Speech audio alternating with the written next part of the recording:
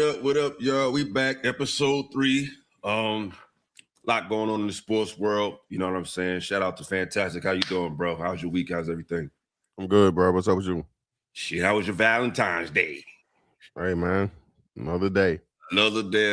That's what I said, man. I see another new little twist on it. I see Galentines, Palentines, all types of new shit going on. How you feel about these hybrid Valentine's Day? Listen, man, too much. All this shit is about getting money. So I don't even know why you would volunteer to add more shit onto it, man. It is what it is. Spending money, rather, I guess.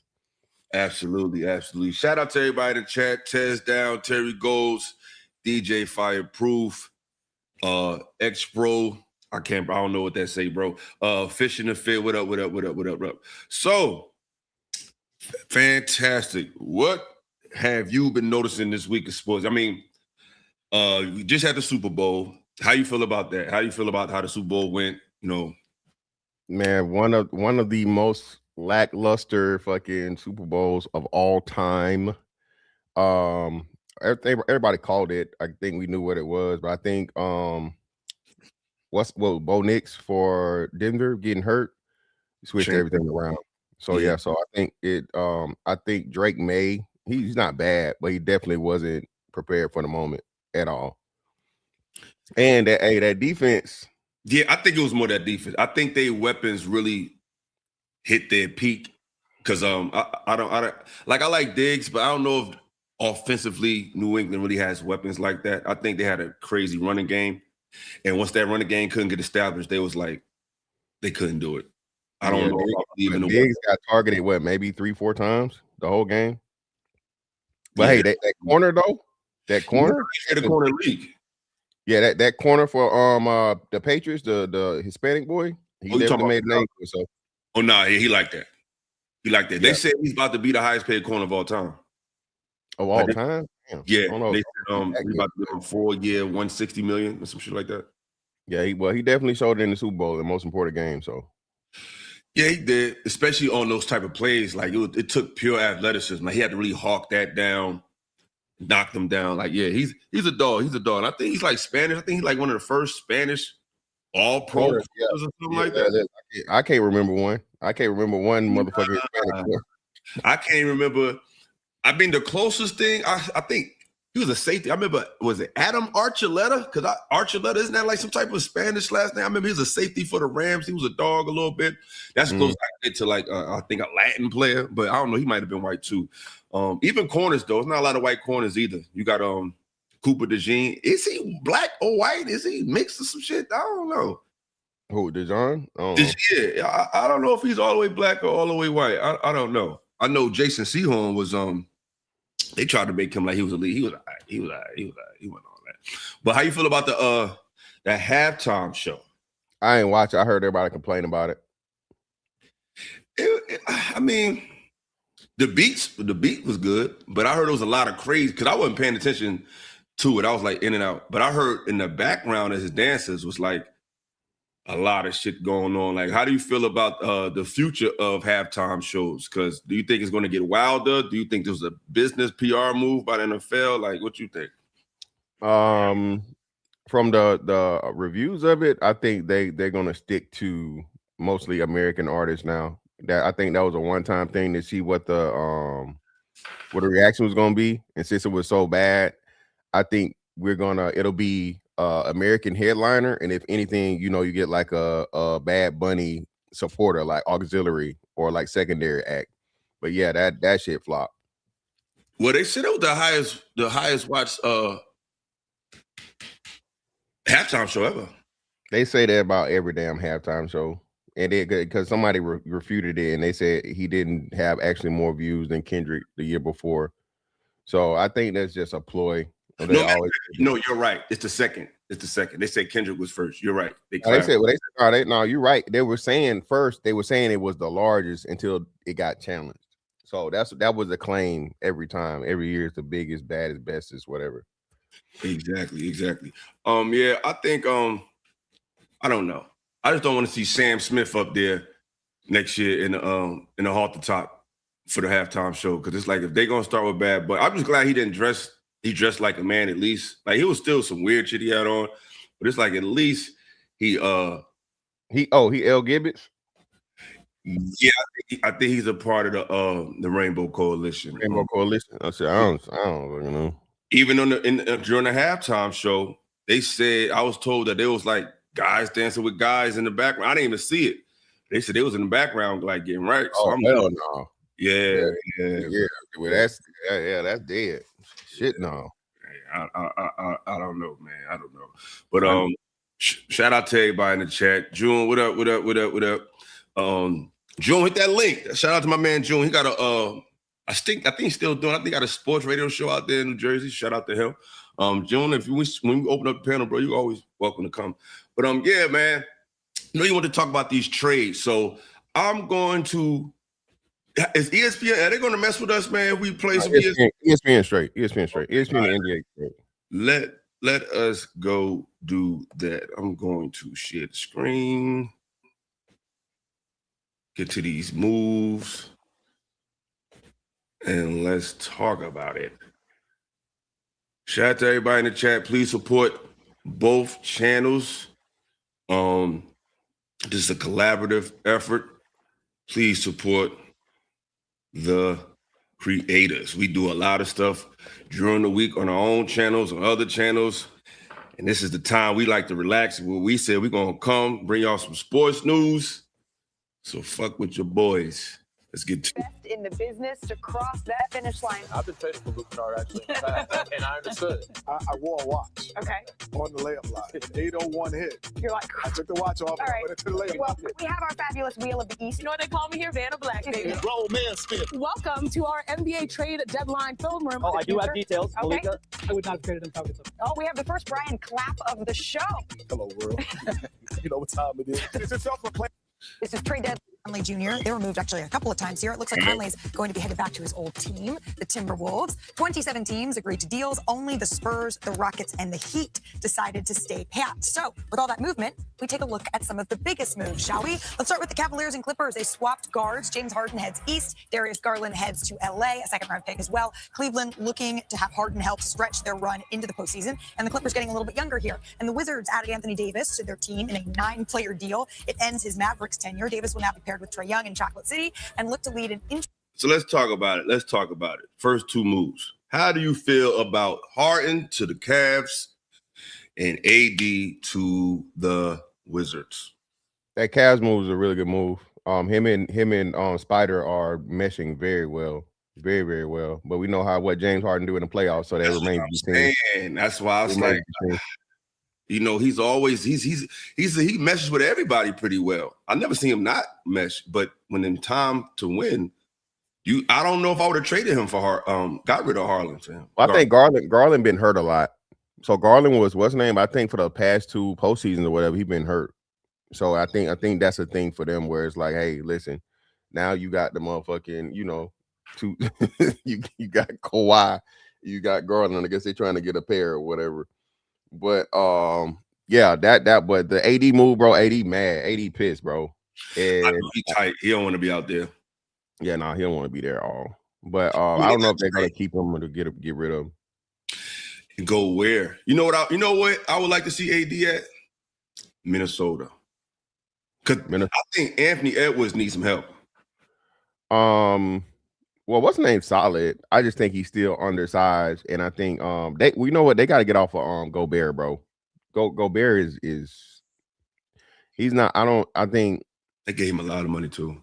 Yeah, and that's why they stuck with him because nobody want that contract, right? You know, back when he was a rim protector and you know whatever, but now that everybody's spacing it out and they find out that Luka ruined his career. You switch him out on the what's name, you drag him out into the fucking deep waters, bro. He cooked. Can't do shit. And he's terrible on offense. Yeah, that's absolutely no. I think he had one really, really good series 2 playoffs ago when he had like 20-some points and crazy. He had a crazy game, but it's like he looks awkward. He looks like he's not even athletic. I like Anthony Edwards. That's like my favorite player in the league right now. So Ant-Man is definitely here. If they don't give him some help, he gotta get out of there. You know what I mean? Well, I think they, like I said, I'm with you, but I think it's gonna be a whole bunch. Him, Ja, and Zion. I think all of them need a shift if they don't do shit. Well, Zion's clearly not doing anything, and what's the name neither. So I think both of those are gonna get shot this summer. Ant-Man, I don't know unless he demands it, but yeah, all those young guys got to do something. No, that's a fact. I don't know if Zion wanted that bad though, because I thought he was going to be like. I was a big fan of him coming into the league, and he started off strong. But I just don't think he wants it bad enough, man. I don't know, man. Like, I hate to go here, but I'm gonna go here. I just think the league has this post-LeBron era. It's just a bad league to me. Like, I think Jordan and Kobe, like everybody came before, set the bar high, the competitive bar high. When LeBron came, he kind of like lowered the bar, and it's like it's more about using the NBA to leverage your social life or to leverage your social media presence more than it is bringing something to the fans. It's like these All-Star games are terrible. No elite players want to get in the dunk contest. It's like he just ruined it. I hate to blame him, but it's like ever since he been like half-assed in the playoff, half-assed in the dunk contest and the All-Star game. That's what made the NBA fun. Is the All-Star weekend. Like, usually I start watching after the All-Star weekend because it's too many fucking games for one. So once the All-Star weekend hit, I think that's the selling point that brought in a lot of new viewership. And now that's like watered down, do you think the NBA is trending up or is trending down? And can they fix it? I say, man, like I said, I know from a money standpoint, it might be up, but from a fan base standpoint, it's definitely down. Everybody's complaining. Nobody likes this. Nobody likes this brand of basketball. The OGs, you know what I mean? Everybody's doing the fucking, shoot threes and, fucking no real offense, and people are starting to complain. So the people that watch it, the brand new people, that's the only people that really enjoy it. But like you said, hey, now people are even complaining about all the streaming shit. They got like 5 or 6 different streaming deals. So you're on TNT tonight, you're on fucking NBC tomorrow, you on fucking, whatever this weekend, then you on Prime, then so now in order for me to keep up with my team, I can't just buy the motherfucking NBA TV package or whatever it is. Now I gotta buy the NBA TV package. That's $100. Now I get a subscription for this and that and all this other shit. So I just think, like you said, man, none of the fans like this shit for the most part, bro. It's just bad product. I seen LeBron miss a layup the other day on an air ball. Like, I said, yo, this guy, man. Like, his fans are like the most delusional fans ever. I seen somebody on X, no, not X, the Twitter, the RG threads. He has the weirdest fans I ever seen. Like, the stuff that they're used to make him the great. It'd be dumb shit. They really had a zoomed in picture of his quadricep as evidence of his greatness. I'm like, the lengths y'all gotta go to show that he's so great because he got good thigh muscles. It's like, yo, that shit ain't got nothing to do with the most sus. Crazy work. We ain't looking at his arms and forearms. Like, we looking at his game on the court. We don't care about his son. Like, they be trying to use this. Oh, his son, LeBron's son in the NBA. Jordan's son doing coke. Man, coke is a rich man's drug. Them motherfuckers got money, bro. They got money. He got mad time in his hands. Like, that shit ain't, none of that shit has nothing to do with Michael Jeffrey Jordan winning 6 rings. Like, I'm just so sick of they fans, bro. They're the most annoying fans. They say Cowboy fans is bad. Ain't nobody worse than LeBron James. Nah, bronzexuals, nothing. Nobody be bronzexuals, bro. Nobody. But yeah, let's get back to these trades. See what else they talk about. Interesting group there, probably more for next season. And the Jazz, they got a big man in Jaren Jackson Jr. for a package that included 3 first-round picks. Walter Clayton Jr. and then Jackson Jr. spent the first 7.5 seasons, of course, of his career in Memphis. And then speaking of front court players, the Pacers. How about Indiana? They poached Ivica Zubac from the Clippers for Ben Mathurin, Isaiah Jackson, 2 first-round picks, and they fill a hole left by Miles Turner in the offseason. What happens next, though? Brian Windhorst, he has the 4K. How you feel about those moves? I like the Zubac to the Pacers. And plus they still got Siakam. I like Zubac. Yeah, Zubac solid. I think we got off of him too early. I forget whoever we got back in for him. I forget. In LA? Yeah, he started out in LA. He came when LeBron was there, right? Yeah, he was there. I think he got drafted when LeBron was there, and then He I was forget. Lonzo and all that group. Yeah, but Imagine if y'all kept and Brandon Ingram. yep. I thought y'all Yeah. gave up on him way too fast. And Randall. Well, now Randall was kind of there before, like with Kobe years. He was there before LeBron. But I thought Brandon Ingram would have been a good piece over there with the Lakers. I was surprised. LeBron, like I said, the GM bro is not having it. Well, GM, like I said, bro, if it's not who he wants it to be, he only wants maybe one more ball handler, and then, like you said, everybody else 3-and-D guys for the most part. Yeah, he in the way right now though. But do you think he's coming back, or you think his last year? No. Do you think he's his last in the NBA? No, he's coming back for sure. LeBron is gonna have a fucking retirement run. He's gonna have a fucking retirement tour for sure. 10,000%. It's LeBron. You know, LeBron's not just gonna walk out the door like fucking Tim Duncan or KG or no shit like that. But yeah, he's definitely coming back next year. And like I said, if I was a betting man, the Cavs already said they would love to have him back. You know, That's of course. That's Yeah. Because nobody else wants. I don't think nobody else wants. Nah. You should have stayed there. LeBron done fucking wore out his welcome, man, and rightfully so. Yeah, somebody just said if he had a killer instinct, to be honest, you're lucky, LeBron. Man, if was a fifth, we all be fucking drunk. Like he ain't got it, so we don't matter. He ain't got it. I think he got it when he want to, but I don't know. Like I said, Jordan and Kobe had something he ain't having. That's a fucking a daddy that'll whoop your ass. So I think if LeBron had that, he might be the GOAT. He just might be. But yeah, let's get back to these moves made. Let's go. What Wendy talking about. It is time for Wendy Watch. All right, let's stay here in Los Angeles with the Clippers because, okay, they traded Zubac. That was quite a move. They got 2 really good picks for it. So the question is, what's next now? Okay, does Kawhi Leonard become a player on the market in the summer? Now, there's a lot of questions to answer. How do the Clippers finish this season? What happens with the aspiration investigation? Does he get touched by that? Is it going to be over with? Would Kawhi Leonard be looking for a contract extension? All of these things are at play, but I think teams are asking this question because this could end up being a very impactful player with the way he's playing right now. All right. Would you invest in a Kawhi Leonard if you was a GM? No. For a max contract, no, hell no. As a franchise player, no. But he's just too unreliable, bro. He's just been injured every like literally like almost every single year. And even if and when he makes it, you feel me? So as a number 2 guy, I guess, you feel me? But as a number 1 guy for my franchise, no way. Do you think at this point in his career he will be a number 2 for somebody? Yeah. I mean, he's playing off the max contract anyway. I think he probably got 3 or 4 years left on his contract.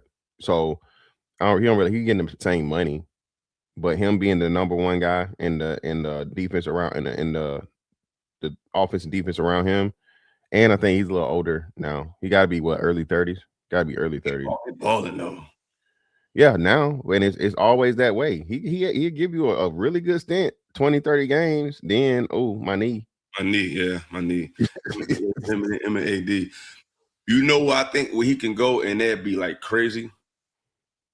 Denver. Yeah, I can definitely see that. I listen, Kawhi Leonard on any team that's a contender, you're guaranteed to win, like hands down. If he plays and he's healthy, you make him you put him aside fucking Jokic, you put him beside Ant, you put him beside the thing is like what you got to give up to get him though. You feel me? I'm not giving up none of my younger healthy players for Kawhi at this point. Yeah, I think two-way wise though, he might be top 3 players of all time. I think. I don't know. I mean, at guard at the 2. Okay. Yeah. Guard. Yeah, hands down. The only ones you can probably put above him is maybe Jordan and Kobe. And I think he might have more first team defenses than Kobe. I'm trying to think. Yeah. Guards, hell yeah. Two-way guards for sure. 10,000%. Yeah. I think he's pretty elite in that state. But I like Kawhi. He could go back to San Antonio. But they got so much young talent. I don't know. I'm not giving that up. That's the first thing I thought about too. Now, especially now that Pop's gone, because you know that whole thing fell apart because of the shit that Pop was doing and they were saying or whatever. Well, actually, I think it was Tony Parker too. Played a part of it. June said, "What about AD in Chicago going back home?" How you feel about AD in Chicago? Again, same with AD, and I like AD, but reliability, man, the injury shit or whatever, never, you know what I'm saying? That's when he's on, he's on. But the thing is, he's guaranteed to miss at least, I'll say what you want to say, 15 to 20 games per season. Yeah, that's a fact. Yeah, man, I like AD too. What's up with Embiid? Is he playing this year? Yeah, he back. He playing. I think he got extremely limited minutes, but yeah, Embiid's back. Because remember, before Paul George got on them motherfucking Pac-Man pellets, he was he had a couple of decent games. I think them cats don't. I don't know. I think the NBA be changing stipulation on what's considered a substance abuse. Or I don't know, man. I don't see no big jump in Paul George athleticism to make it seem like he's on that shit. Like unless you see something I don't know. No. It was the game he had, bro. The game he had, it was crazy. And that's like, you know, and of course, muscle memory and your ability. If you know what I mean, I don't give a damn how many steroids or how much shit you take. If you ass, it's not gonna make you better. But you gotta think, if you are elite and then you add to where you're not getting tired, you know what I'm saying? Your recovery and all this other shit, that's a big difference, bro. Huge difference. He plays at a certain pace though that I could see him staying in, because he don't play like at 100 miles an hour. Like it's a very methodical, pace gameplay that I don't know. It's like the better you play, they start. It's like when people have good games in football, they be saying, "Yo, I got a drug test after the game." So I guess they don't be knowing how good these athletes is. But I don't know. I think they did Paul dirty with that, because it seemed like they could just make up something that's, oh yeah, this is illegal. This is illegal. It's like these cats just be taking what they trainers giving them for real. So I don't know. It'd be seeming weird how they be doing players with that. But let's get back to these moves and see what other moves been made. Oh, I'm sorry. Hold on. Let's stay out here on the West Coast, because even though they're from Cleveland, they're out here. And tonight they play a second return game where their new Kings players go back to Sacramento. Obviously, they were not planning on making this move. You want to know how I know? They wouldn't have spent all that money putting up that billboard in the LeBron spot of the core four. They brought it down to make room for the James Harden of it all. Now, Harden is in there, but really this is a move that is just as much about Donovan Mitchell. They wanted to maximize not their core four as much anymore. They wanted to maximize number 45. Harden comes in there, plays alongside him. Their new guards also help him out. Okay, let's go back east to the Memphis Grizzlies. Very interesting comments today by Zach Kleiman, the general manager of the Grizzlies. When he was asked directly about whether Ja Morant would play again this season, he refused to commit to it and said it will be a medical evaluation. He has an elbow injury, not a knee injury. He has played 8 games since November 15th. This is interesting, Malika, because I think the only way they can trade Ja is if he rehabilitates his image on the court as a player. Forget about off the court stuff. And I don't know if that's going to happen or how much it's going to happen. All right. How you feel about that statement? Do you think this Ja shit is overrated? Do you think they just got it out for him? Like, what's going on with Ja? Man. From what I'm hearing with Ja, bro, Ja got a lot of shit going on, bro.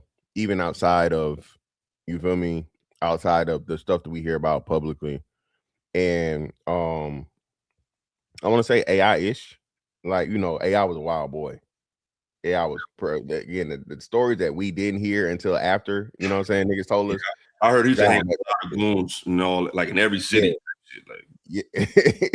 And the sad part about it is his dad is like one of the worst culprits. This nigga daddy living through him, and he not, you know what I'm saying, and people that horrible, bro. So so I think that's what it is, because and they definitely he's not gonna be in Memphis next year. They trading him for sure, 10,000%. Now, where is he gonna go?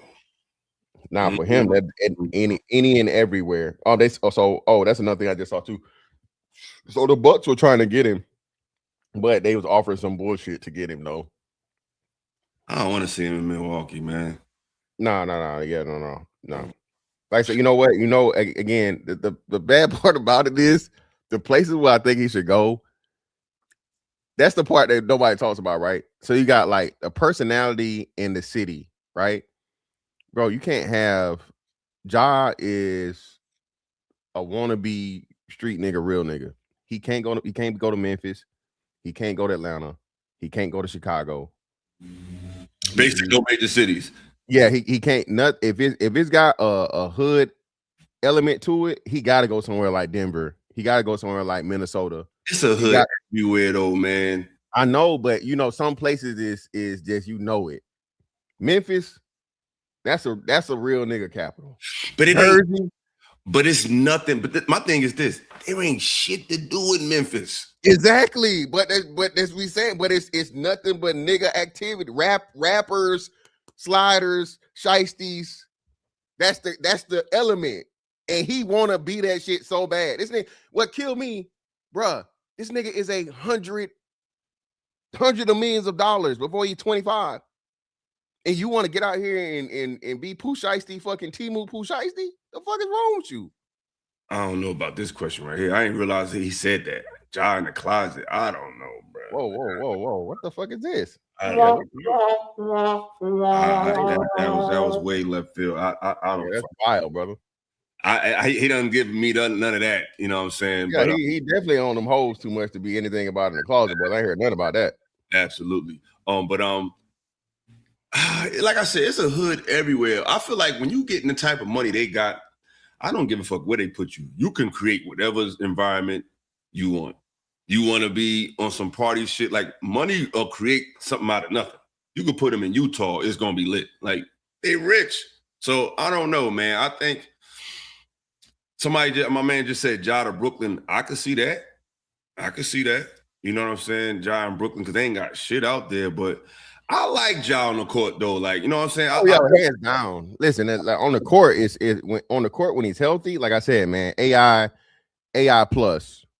No, his first couple of years in Westbrook. Yeah, that's a perfect motherfucking hybrid right there. Like crazy, bro. Athleticism, the quick, the fast, like, bro, like you said, just like the way he move on the court, the fluidity.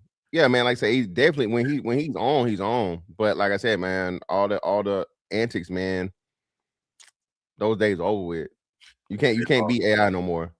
You can't be motherfucking who's the other wild motherfucker back in the day? I'm trying to remember. Oh, Zebo. You can't be Zebo, bro. You know what I'm saying? You can't be fucking Rasheed Wallace and shit. You can't be the Jailblazers. All that shit is over with, bro. Oh, speaking of which, the brawl. That's what was up next. You saw that shit? That happened, but that happened that's a home game. That was a home game, right? That was Charlotte, right? Yeah. Talking about Charlotte and the Pistons. Yeah. I think I don't know, the Pistons, they just trying to keep this bad because they had the Malice in the Palace. They got the bad boys from the back in the day.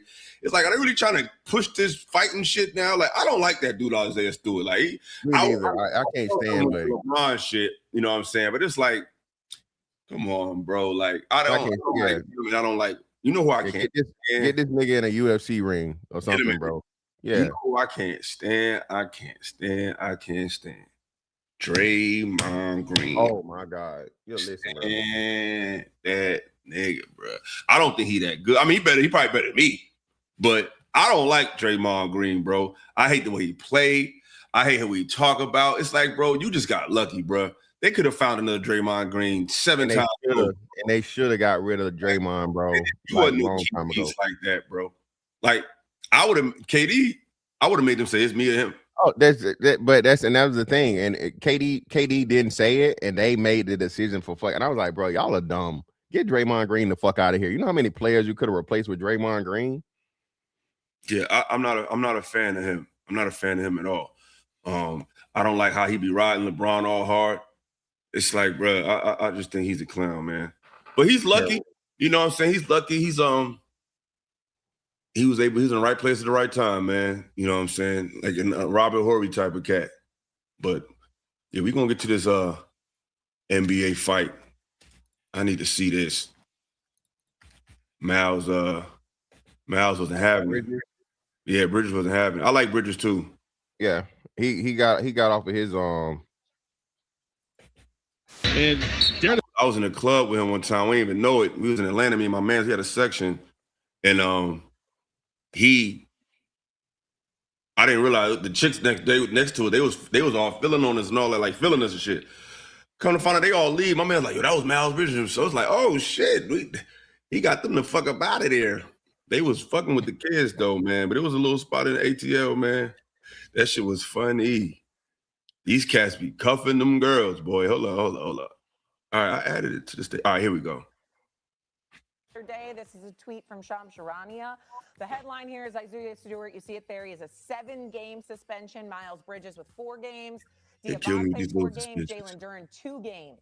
So that is the breakdown now of the suspensions. And Isaiah Stewart there, speaking of the Pistons at the top with 7 games, you'd have to assume because he's a multi-time offender here in terms of a fight and being ejected. But let's react to this now that the suspensions are officially in for that fight that we saw break out on Monday night in this game. Go ahead, Stephen A. I completely agree with this. No doubt about it. Miles Bridges, threw a couple of punches, got to get the 4 games. Diabate, I mean, he was out of control, had to be restrained, imitating Isaiah Stewart from back in the day when he was chasing after LeBron James. Okay, so you had to give him his 4 games. All right, Durham instigated it, mushed him in the face. You got to give him the 2 games. What I'm most pleased about is Isaiah Stewart and that suspension. Yeah, man. Again, buddy gotta stop this tough guy shit for real, bro. Again, like now what we've been asking for this. We've been saying this shit for a while though. You think that the NBA ought to allow fucking fighting like hockey? Hockey, them motherfuckers get the scrap. You know what I'm saying? It's funny but I realize because I hate to make it a race thing, but it's like they always talk about sportsmanship. Sportsmanship is all across the board. There's good sportsmanship. There is no definition for that. That's different. It's being fair. I think it's highly funny. It's very funny how the white sports is, if we could be honest, we would consider it probably baseball and hockey. Yeah. Fighting is okay in the sports that they supposedly dominate. But in the sports where we dominate, it's a suspension, fines, sponsorship laws. It's like if bad sportsmanship is bad sportsmanship, why does it look different in every sport? If fighting in the NBA is bad sportsmanship, then fighting in the NFL, in the MLB is bad sportsmanship, and in hockey is bad sportsmanship. I think it's just funny that in the sports we dominate, we can't fight. And once upon a time, they used to let them fight. Yeah, in the 80s. You might have got a suspension or whatever. They would just break it up, and they wouldn't lose no money or nothing like that. So I don't know. This NBA is the weakest, softest NBA I ever watched. And I don't even watch I don't even be watching the playoffs or nothing no more. Like, I just don't care. Like, it's just nothing about it that I'm interested in. The best players is foreign. I don't know how I feel about Shai Gilgeous game. It's like almost a new Harden game. Just get the foul type of shit. I don't know, man. How you like this again, man? That's what I'm saying. You know what? It's the worst for actual, basketball fucking, connoisseurs. It's worse for us because it's like, come on, man. And listen, like you said, bro, Shai, he's nice, but bro, you playing for the whistle, dog? Come on, bro. That's disrespecting the game. That's disrespecting the basketball guards, bro. Like I said, Jordan and Kobe never did that shit. It was never, oh, I wanna get fouled and not actually try to make the shot. No, I'm giving your ass the pump fake to get you off the ground to get the and one. Shot don't even want an and one, bro. He just want the whistle. And this shit is horrible. Yeah, just flopping shit like the LeBron effect, man. Like, yeah, I don't like it. I think they need to bring back hand checking. I think for the NBA to get back, they need to bring back old rules. Let somebody, because I like Curry. I never seen Curry with a GP in his chest for 50 feet. You know what I'm saying? So it's like, I like these players. Like, I argue with my man all the time, Bone Face. Shout out to my man Bone. He always talk about LeBron, this era is better, this era is better. It's like, I think they got better athletes, but they're not allowed to see that athleticism against them. In other words, you could use the athleticism on offense, but I would love to see these players that's faster, bigger, stronger, be able to put their hand on your ass. That'll show me how good they are, because I only see the athleticism on offense. I'm not able to see how good they are athletically on defense. Jordan and them dealt with real pressure, real heat, real physicality. Like, I just want to see how these players could deal with 100 foot of getting guarded. Like, I just don't see it. The brother said they're not better athletes. I beg to differ.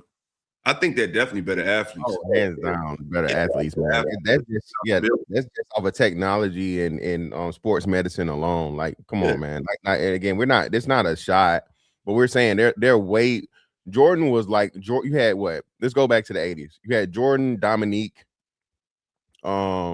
you know, those two were like standout, athletical, fucking like, you know, crazy. It's 30 right? now. Yeah, it's 30 players like that. It's motherfuckers in the dunk contest that got, you know, damn near a bigger vertical as fucking Jordan got. That shit was unheard of in the 80s and 90s. Look at the white boys. Matt McClung. He's Matt like McClung. one. Yeah. He's jumping out the building. That boy for the fucking Blazer, what's his name? Shadon Sharp. You know what that is? Nah, I don't know who that is. What? Bruh. You never seen Shadon Sharp play? Nah, I'll check him out. We might have to check out his little highlight reel in a minute, because bruh, Shadon Sharp is crazy. I'm just talking about some athleticism shit. No, he's wild. He's wild. That was like Shannon Brown back in the day. Shannon was wild. Shannon Brown was fucking ridiculous. Shannon Brown, Dwight Howard, bro. Dwight Howard shit was crazy. Gerald Green, another one. Crazy. Again, like you said, yeah, bro. You didn't it. There was not even close, man. It just wasn't close. The genetics getting better too. That people don't understand, bro. You got motherfuckers that's 5'1" doing fucking East Bay dunks and shit now. You know they got just like the whole dunk shit. Yeah, that dude. It's one D. I think named T-Dub. He got braids. He probably like 5'7", retarded. He not in the NBA. Yeah. Just professional dunker. Yeah, professional dunker, bro. That shit didn't exist in the fucking 80s, 90s. You know what I mean? It started, I think, probably late 90s, A&1 and shit. But yeah. Now, as far as technically sound, because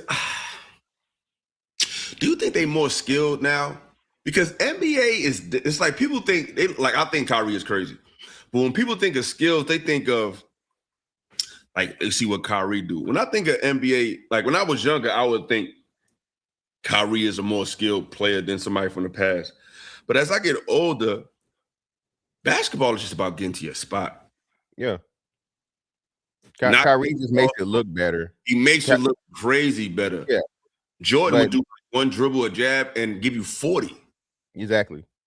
So like I said, if you compare, if you want to say who's the better player between Kyrie and Steve Nash, right?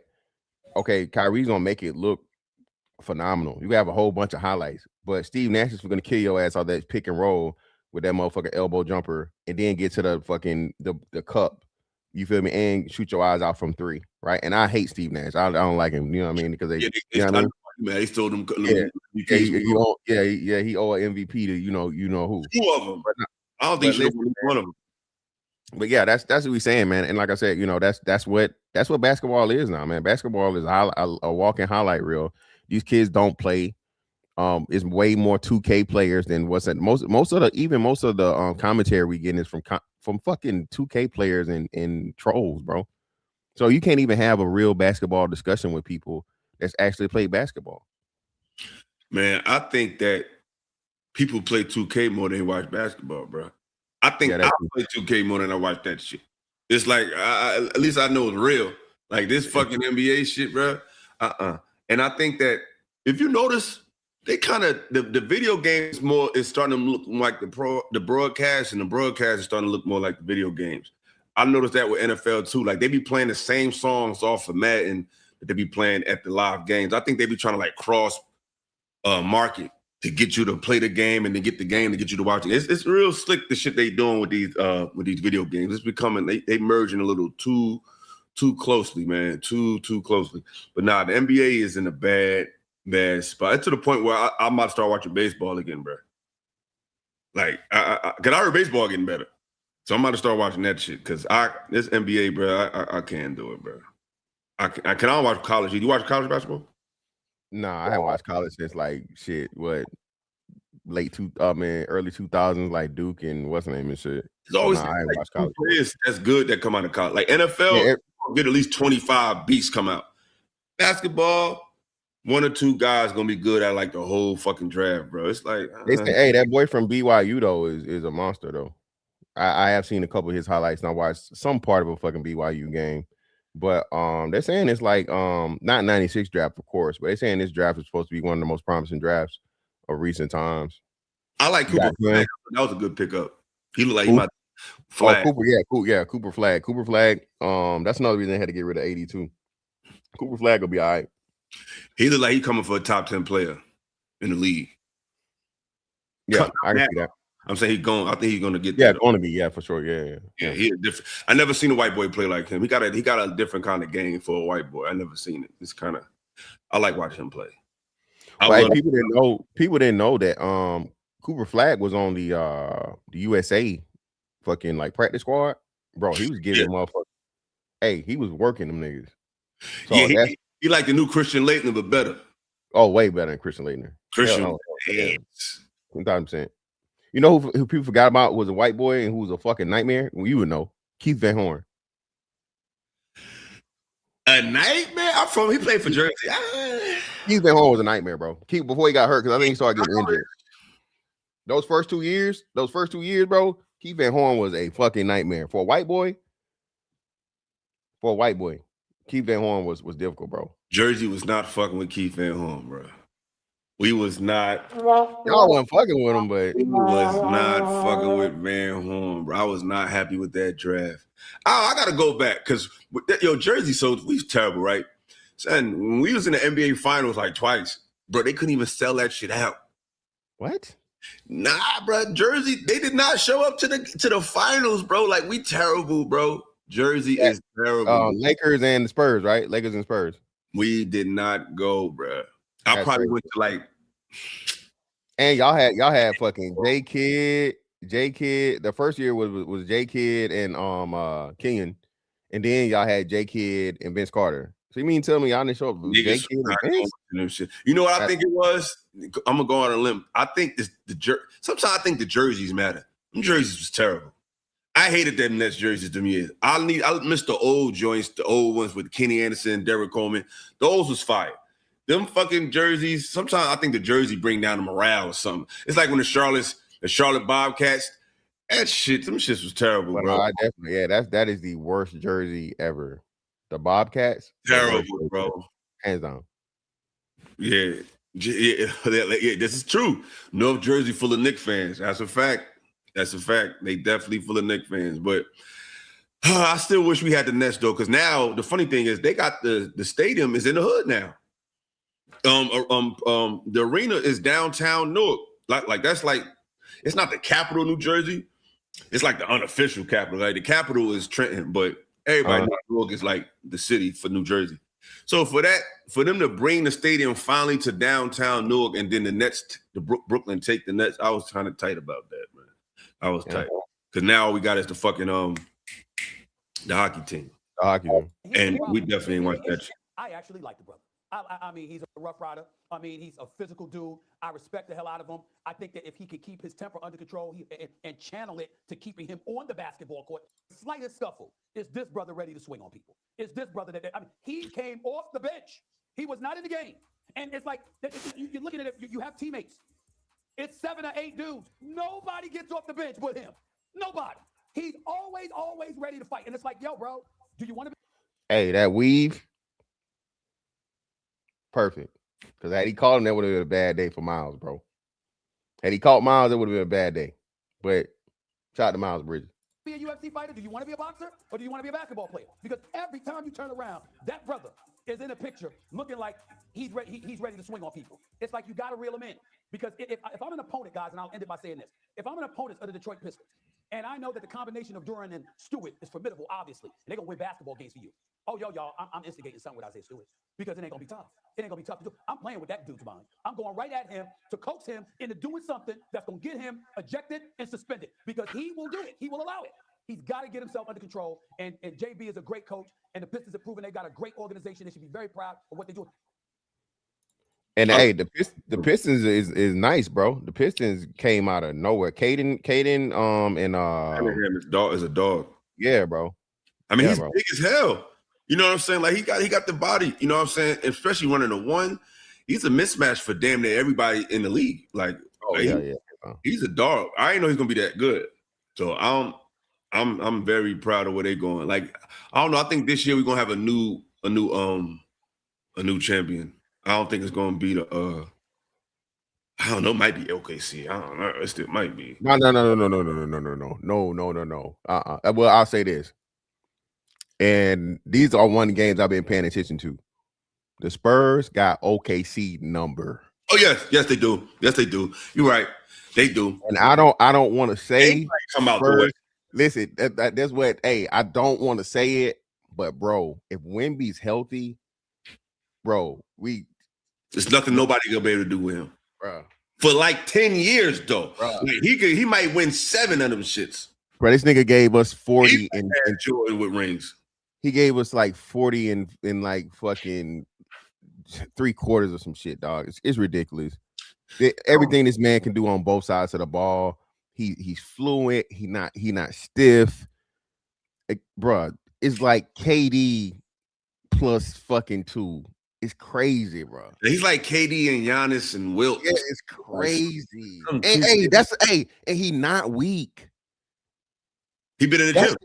That's the crazy. Hey, this mother, you think, bro, this motherfucker dunking on you from outside the motherfucking. I mean, he 100 feet tall though. Them dunks be like. That's what I'm saying. But he still gotta have. Like you said, you still gotta have the power to get through. And motherfuckers is pushing this motherfucker, man. So like you said, he done added on a good man. Just Wemby, dog, bro. Like I said, if the Spurs see OKC, bro, I don't know. I agree with this statement. He said the NBA is rigged. Wemby should have been a Piston. I definitely believe that. I think they really be trying to keep certain like traditions. Like, what's the odds that they got Tim Duncan, and now they got David Rob, bro. People get about David Robinson, Tim Duncan, and now Wemby. Yeah, crazy. Because Zion should have went to the Knicks. Like that was some bullshit. He was supposed to be a New York Knick, not no fucking Pelican. But the thing with Wemby, those body types don't last though. Yeah, it's hard. I don't know how long he's gonna be able to play. I mean, he had some his parents were athletes, so maybe he just might be that first outlier to really be able to play that way. But I don't know, man. Like them bodies are strange. He got like the Avatar body. But if he could stay healthy for at least 10 years, I think he might win like 6 of them shits, bro. If they win it this year, yeah, bro. I think it's gonna be difficult. Like, what are you gonna do with him? Yeah, nothing. Yeah, like that's what I'm saying. You can't. There's nobody that can guard him. And he got the nerve to got a fucking jumper, bro. A 3. A deep one. Like that motherfucker is crazy. And I like they supporting Cass. I like Dylan Harper. I like all them young cats they got over there in San Antonio, bro. Like yeah, man. He might do. Who's coming out the East?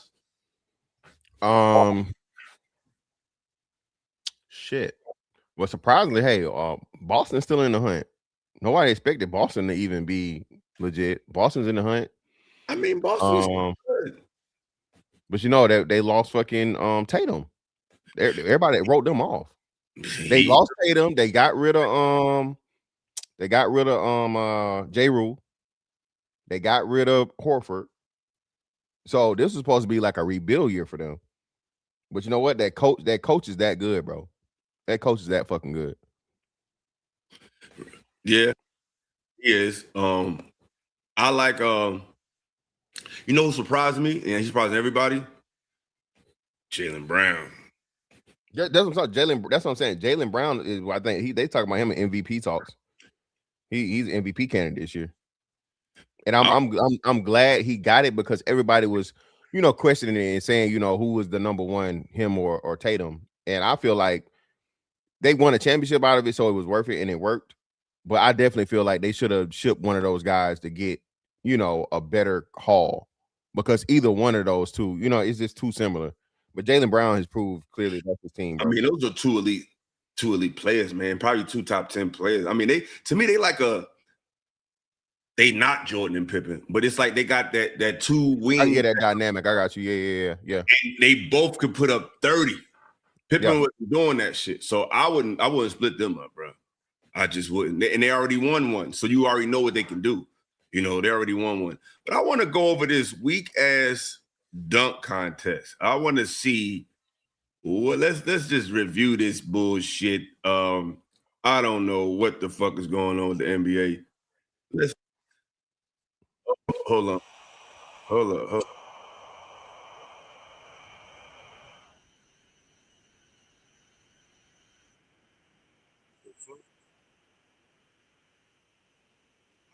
Why? What's the name?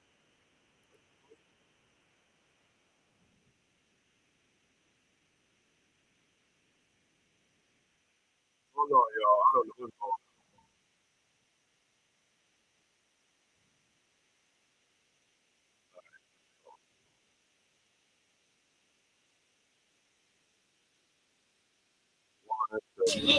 I think it'll be higher than that.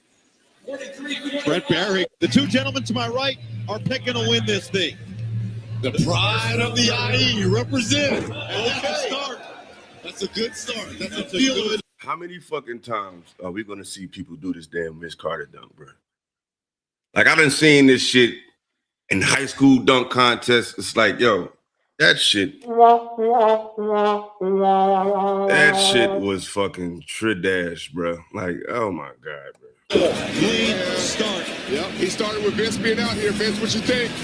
I tell you what, here's what I like about it. You could tell the dunk contest whack. You know how you could tell? When you look back in the day, usually that area right there, it'd be nothing but NBA stars sitting in that section right there. Who the fuck is them people, bro? Every dunk contest, that first row be full of celebrities, the current athletes. Those are mom and dads, bro. Like, what is going on with the NBA, bro? Like, this shit is terrible, bro. Clean start. Yep, he started with Vince being out here. Vince, what you think? I tell you what, here's what I like about it. Come out here and just get a score. Yeah, but he made his dunk. He made it, and that's a tough dunk to do. As you know, what you get at dunk, fam? We scoring that shit. What you get at, man? Yeah, he get an overall like 45 or 42 overall. 42. That shit, like I said, is just two. That's two. We've seen that.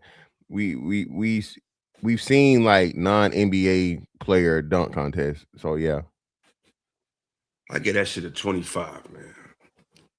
Hey, homage to you as well. Yeah, I respect you. Vince, I'm gonna be honest. It looks better on replay. It looks better when you slow it down. Yeah, almost missed it. It kind of hit the rim a little bit. You see the leg kick out there. And here's the thing: these are all first timers, so nerves play a factor in this. 65. I think it'll be higher than that. Brett Barry goes low. That's about close. You were right. Yeah, I was grading on the dunk contest scale too, by the way, yo. I was grading on the dunk contest scale. It's gotta be. It's not low. 40 is the lowest. So yeah. Yeah, they 46. You can hear Vince giving them some pointers. The first dunk for the fellow rookie. And he got it. That's a nice start. Jay. That is not it, bro. What you give that shit, man? What you get at? Now, in his defense, he's 6'1", apparently. He's 6'1".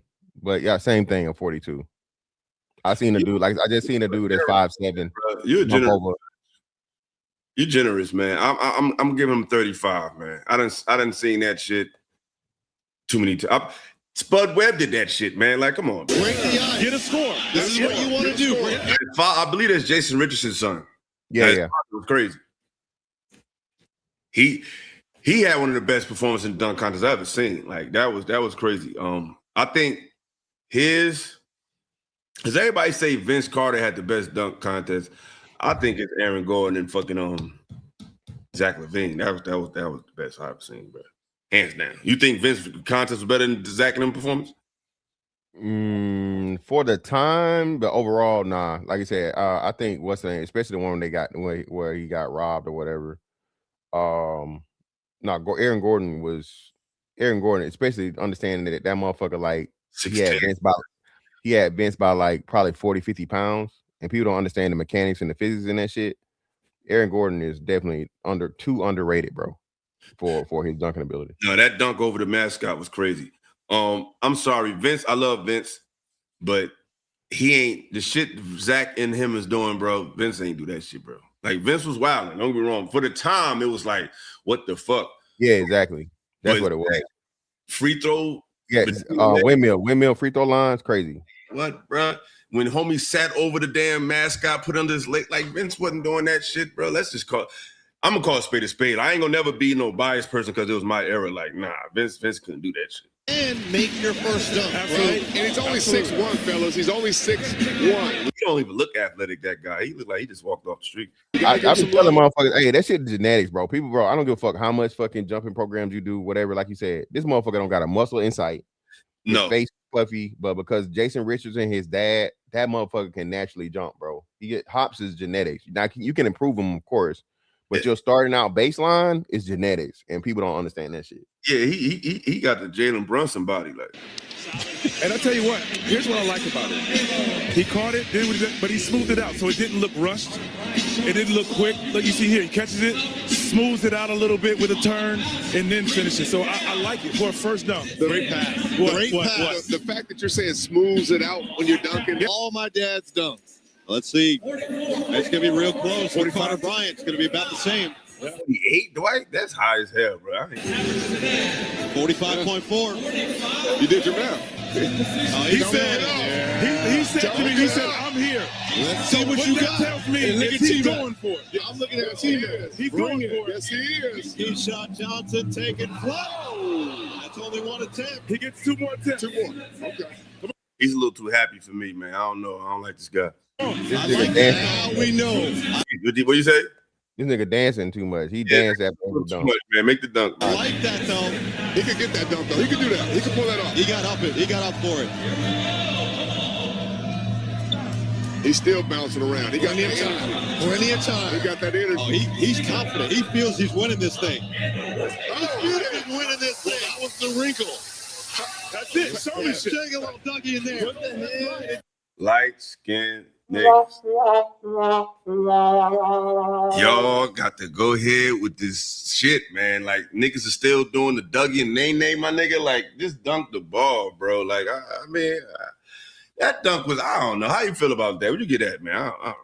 Yeah, so we talking outside of the scale. Yeah, it's like a 30, bro. Come on, behind the head, Karl Malone dunk. What are we doing, bro? Yeah, Karl Malone, rock the baby. Like, nigga, that's some, I don't know. Shout out, we got our first super chat. Shout out to the brother. I appreciate it.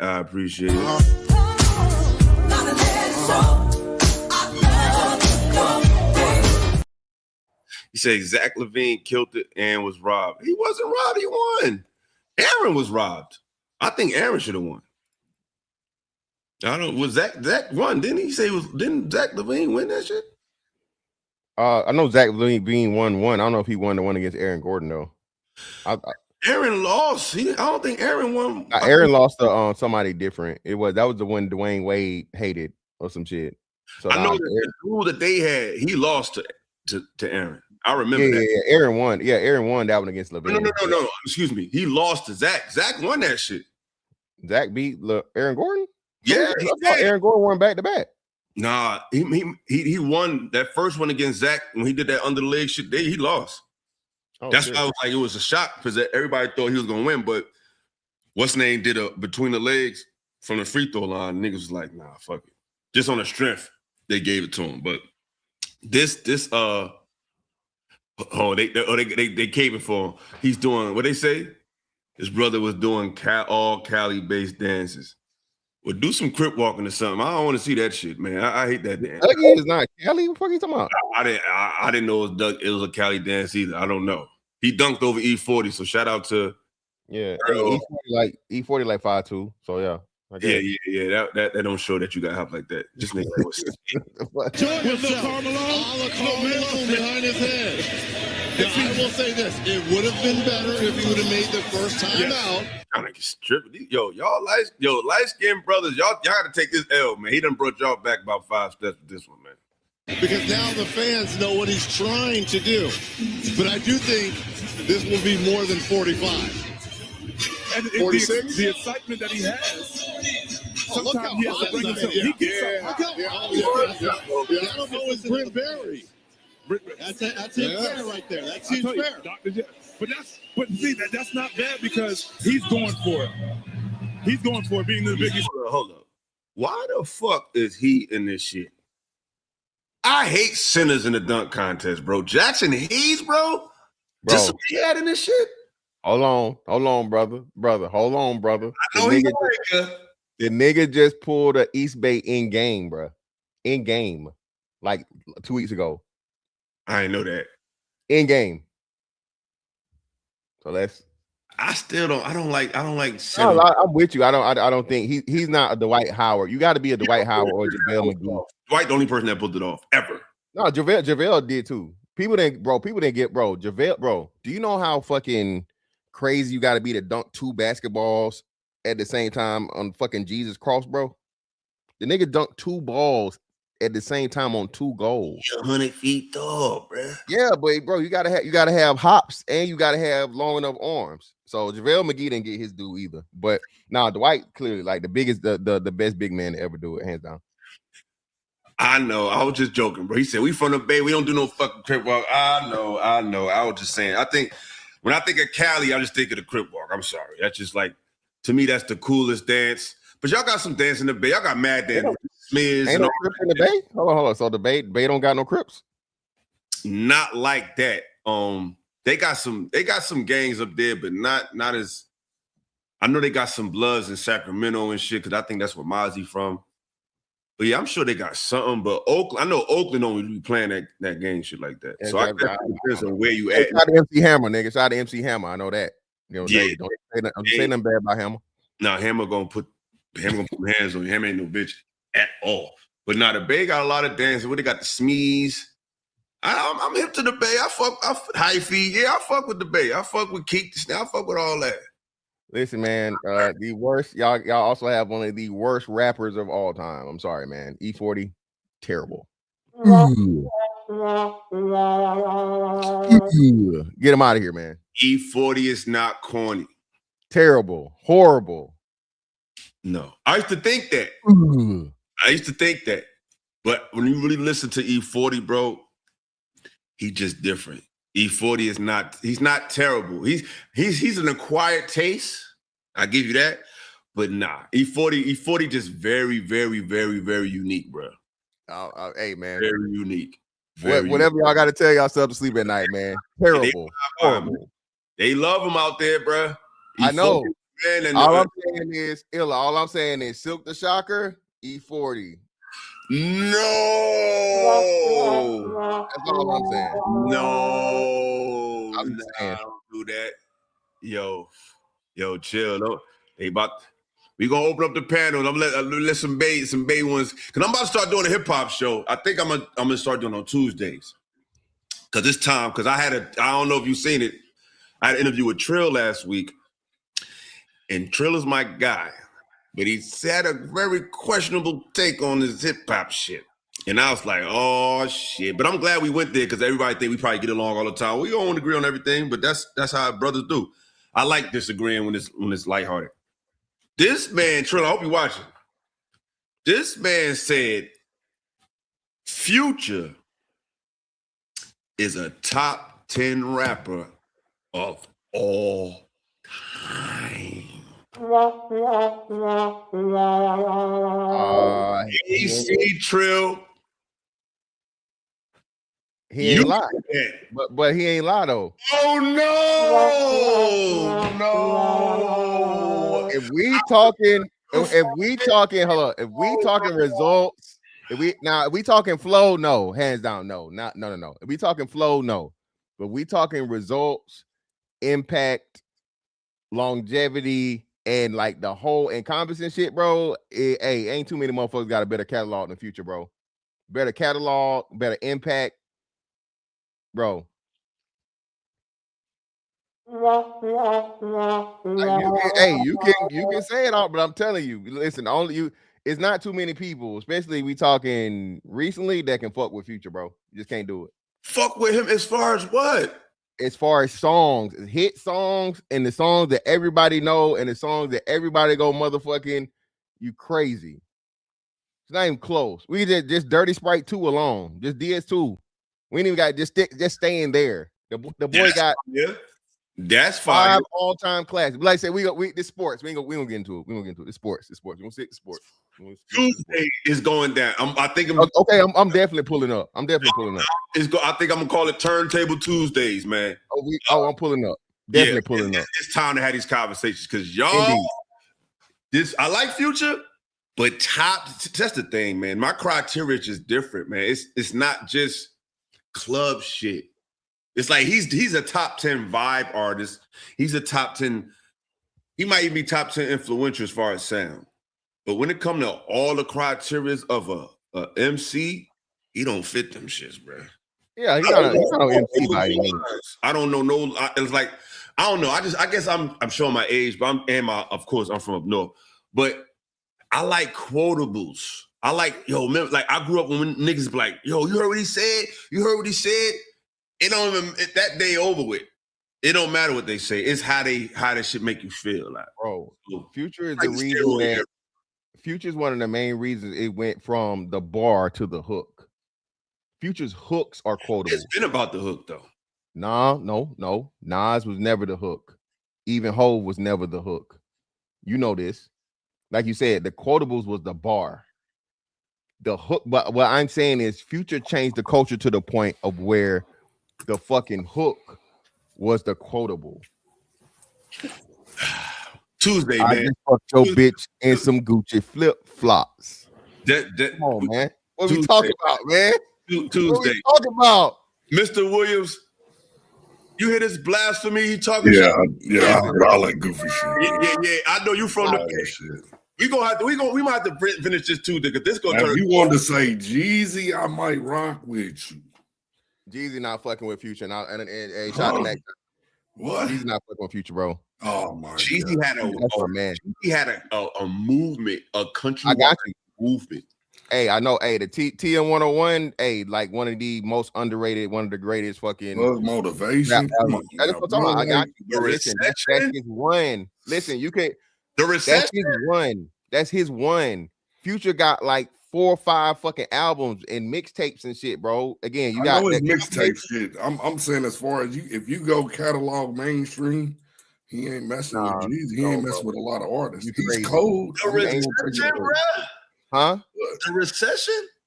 Recession was okay, but a recession is nothing like TM 101. Yeah, the recession was like one of his worst. Recession was what? No, it was solid. It was solid. It's cold. It's good as hell, but it don't compare to. But yeah, what like you said, TM 101 is in a lane of his own. Like you said, that's an all-time album, right?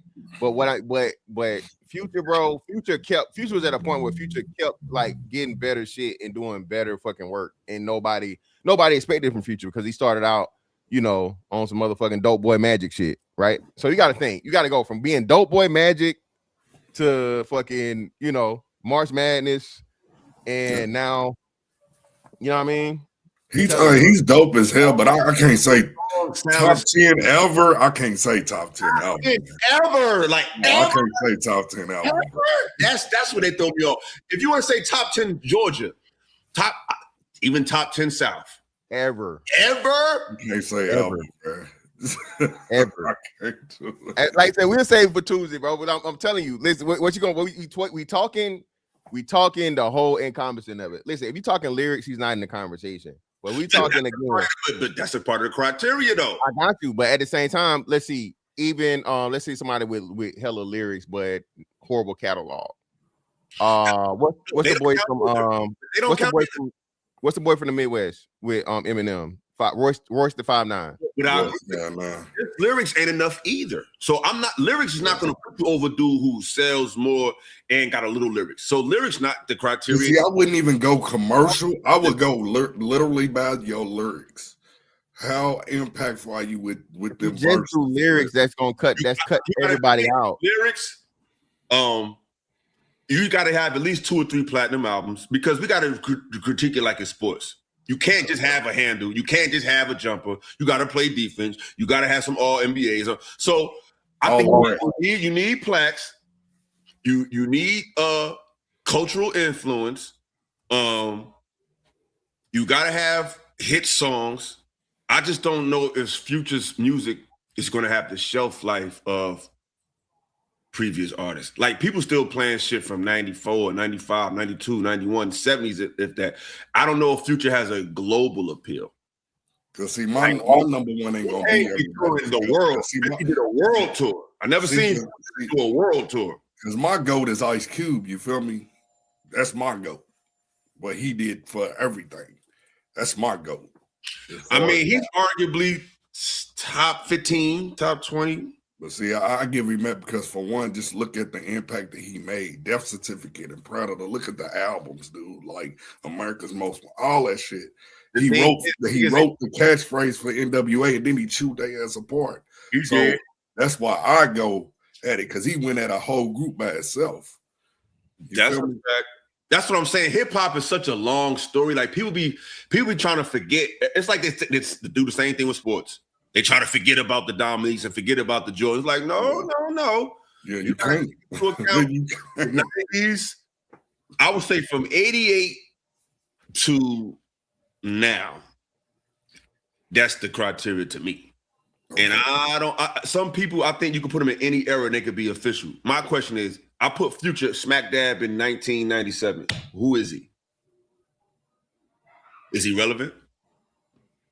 Nah, man, 97. No, you talking. So no, like that's what I'm saying. But if I put Tupac, all right, that's switch it. I take Big from 97. I put him in 2025. But now we got it. So we talking top 10 though. So if we put him in 97, 10, I could squeeze him in there. Pause. You probably saying 10 artists in 97.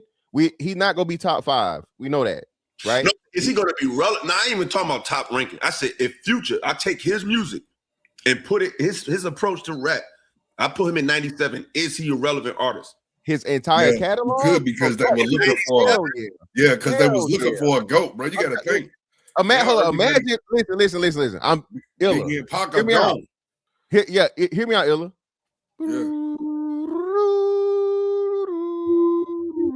You hear that shit in motherfucking 97? Yeah. You got now you got to bring in producing and shit too, because all that matters. Niggas don't know what Molly's old Percocets is, but I guarantee you that beat come on, and then the fucking he catch the flow and he go with it in 97. He not fucking with X, he not fucking with Jay-Z, right? Of course, that's God status. But I'm telling you, his whole entire catalog, bro, in 97, y'all are crazy. Because now you got to think, you stuck in 97. You ain't heard none of this shit from motherfucking 2000 and beyond. You ain't no producers even doing that shit. Now again, Metro is I don't fuck with Metro because Metro be on some whole shit. But when Metro is a producer, shit. Metro is a producer. I love Southern beats now. Like I love the beat. I love Mike Will. But the beat, the beat and their mesh, like fucking Zaytoven is made for fucking Gucci. Metro is made for Future. So that blend coming together, bro, just a perfect fucking match in 97, bro. And then you got to think you just had, now you got No Limit, and now you got No Limit coming on the scene. So that's a whole group. You need an individual rapper as well. So yeah, because everybody we needed something because you had them gone. I am not arguing. Yeah, I am not arguing with y'all about Future having bars, bro. Future might get, bro. Hey, Future can never get locked up. The lack of bars the nigga got. What I'm telling you is this though. Yeah. He don't got bars, but he got punchlines. Yeah, it was just the different. He got the punchlines. It was the. Thank you. He don't got bars, but he got punchlines. He got melodies and he got hooks. I give you that. Punchlines? Give me a punchline. It's hold, let me see. He got a lot of punchlines. He got a bunch of punchlines, bro. A bunch of little punchlines. It's just a little jab here and there. It'll come, and he'll. Yes. Future make chants. He make like mantras. Exactly. That's what we saying. He got his own lane. I think Future is his own lane. I think he got his own sound. I can't call it. I don't know what to call it. I can't call it rap. I can't call it. It's Future shit. Like he got his own sound. But that's why he call himself Future. I'm a fan. Future, I'm not when I'm in the car, I'm definitely not bumping no fucking Jake. Like they got a bump in the whip person. J. Cole is not bumping in my whip. Nah. Future is definitely knocking the speakers on the Jeep all day. But when I think of rappers, I just got I'm a rap snob. Like, you know what I mean? I'm very Me too. You got to know how to rap first. That's the first call to action when it comes to me. You have to know how to rap. You can't just say whatever the fuck you want to say. And I think it's like the steroid era for music. The bar is so low that you ain't really gotta be that good. You just got to typically for me, I want something that I can bump the whole CD through. You know what I'm saying? I won't be able to play it. Dirty Sprite 2 was fire. That was a classic. I'll give you that. And everybody hate Drake, but what a time to be alive. Yeah, but I had some bars on that bitch. He's see, I like. Hey, like, Future had some bars on what a time to be alive. Future. Now you saying Future see Drake? I'm not a Drake fan. Oh, here come Creator. See, I like.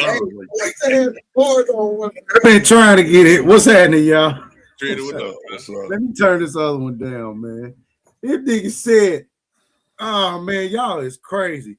I really want to go back to we was having that basketball talk, but fantastic the slander on E40, bro. You know you my bro.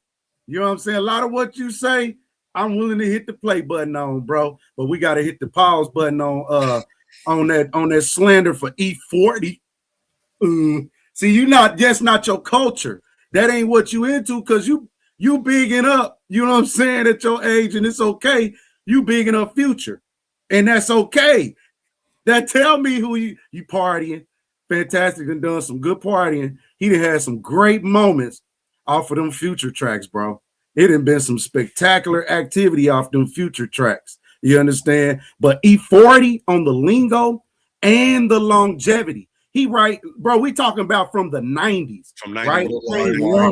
When he was in college, you get what I'm saying? They came out when they were in college. Now, from when he was in college, 91, a pawpaw. Now, still in 2026, relevant. So it ain't just about we talking about being a rapper. You got to have all of that. Now we can go areas, right? When I go to Jersey, I know what to expect from Jersey. There are artists in Jersey that I probably don't know nothing about, but hot to Illinois. You get what I'm saying?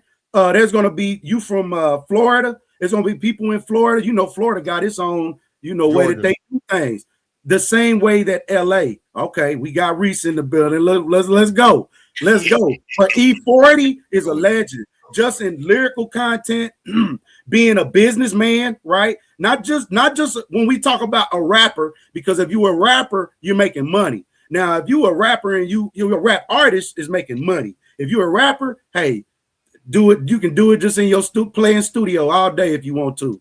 But a rap artist generates revenue. So that means you acting, you producing, right? You doing more, you got sync licensing deals. There are a lot of ways that you generate revenue, not just as a quote unquote rapper. And on top of the rap, not only can I freestyle, because as a rapper, you should be able to off top of the dome, right? And if we're gonna talk about real rappers, right? And rap artists, 40 off top of the dome, been doing this for years. Not only are we talking, we are a culture, even you, whether you realize it or not, even for the guys like Future, took people like E40's lingo and the way that he talked, the way that he speak, the way that he delivered, the way that he produced.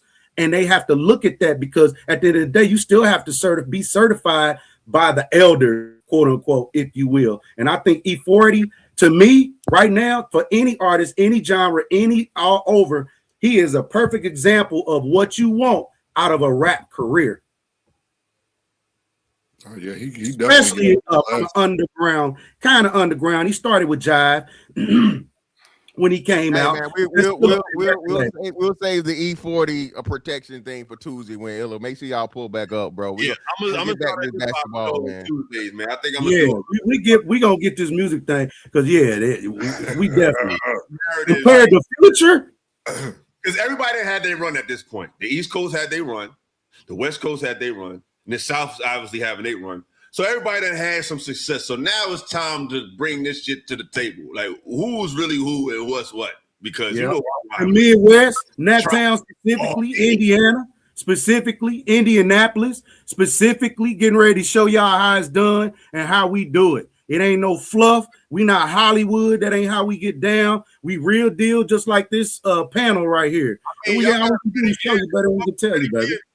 But that Indianimals video kind of put y'all back like 10 years. And that's bullshit. That ain't how I get down. I don't know nothing.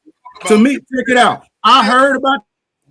I haven't even watched it yet. So that ain't how we get down. That ain't how I get down. That ain't no. If that's the case, then hell, I would have. If I felt like that, I'd be like, every time you niggas say pause, I'd be like, damn, boy, they all gay in New York. They can't even just they can't bring up nothing gay. I'm just saying that Indie Animals, all that shit. I don't know what that was one. I ain't say nothing about. I'm saying if we go about the video, if we go about video or what a nigga say, then I would be like, damn, New York motherfuckers always directing people to they. You get what I mean? They jump. You get what I'm saying? That ain't how we get down. From New Jersey, dog. Then you ain't gotta worry about it. Then I don't invite people. I definitely do pause. You know what I'm talking about? Yeah, they thought, yo, suck my. I don't know. And that don't mean they punks or pussy. I'm just saying that ain't how we get down, bro. When me bring up Indie Animals was never based on tough. Yeah, I don't even know what that video is. I had to watch it. Talk about music. I ain't even watch this shit. I don't even know what that motherfucker is. We talk about music. I think it's gangsters everywhere. Everybody, it's tough niggas everywhere. So I ain't talking about that. I'm talking about rap, the music. That was a music video. Yeah. You asked who the new was. Y'all didn't already heard everybody else. We didn't already heard them. Y'all got Gibbs. Nobody knew. Gibbs. Unless y'all want to start listening to fucking house music. Gibbs the best y'all got. And I who? Yeah, he's because you New York. You New York influence, so you're gonna like, you know, that type of that's not Indiana though. I mean, respectfully. He can rap. I like him. And that's okay, because again, y'all like Jay-Z. You know what I'm saying? Y'all favorite is Jay-Z. One of them type of guys. I fuck with Too Short. I fuck with 8 Ball. I fuck with Outkast. I fuck with UGK. I fuck with 360. I fuck with everybody, bro. Now you probably do, Ella. You probably do, but your majority of your culture, that's not what y'all bumping. They ain't what y'all riding around bumping. Son, listen. Like we not riding around bumping no Jay-Z. That's just what it is. I'm bumping all that shit. We not bumping that shit. I'm just being real with you. Because when it comes the to radios are, but the streets are not. I'm playing. If you're to me, real hip hop heads, listen to everybody. Real hip hop heads are not regional. You got regional. Real hip hop head. I'm alive. I'm like I don't matter because I don't. You gotta remember the South and the West is always 10 years behind, 5-10 years behind. No, can't give you that. Can't give you that.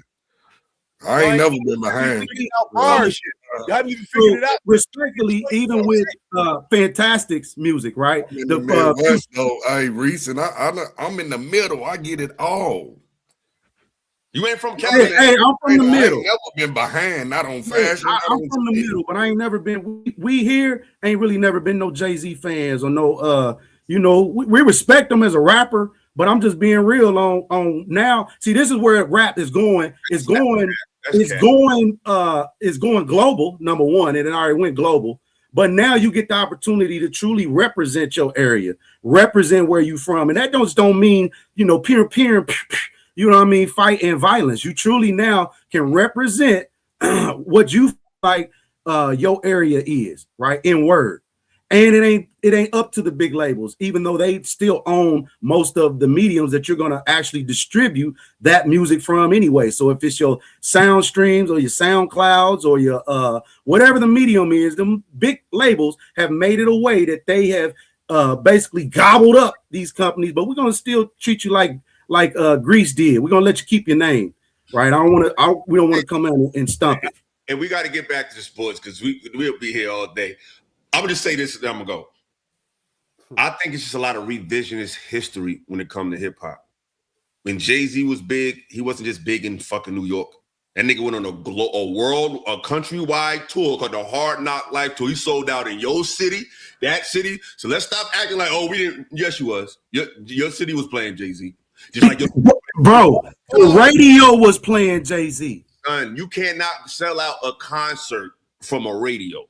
People that live there have to buy tickets. Just like like Future, like NBA Youngboy. NBA Youngboy sold out in Newark, New Jersey, Atlanta, Baltimore, everywhere. So we got to stop acting like these cats are just regional. No, yeah, I'm gonna see if he even performed here in. I'm just saying the greatest artists were not just locally hot.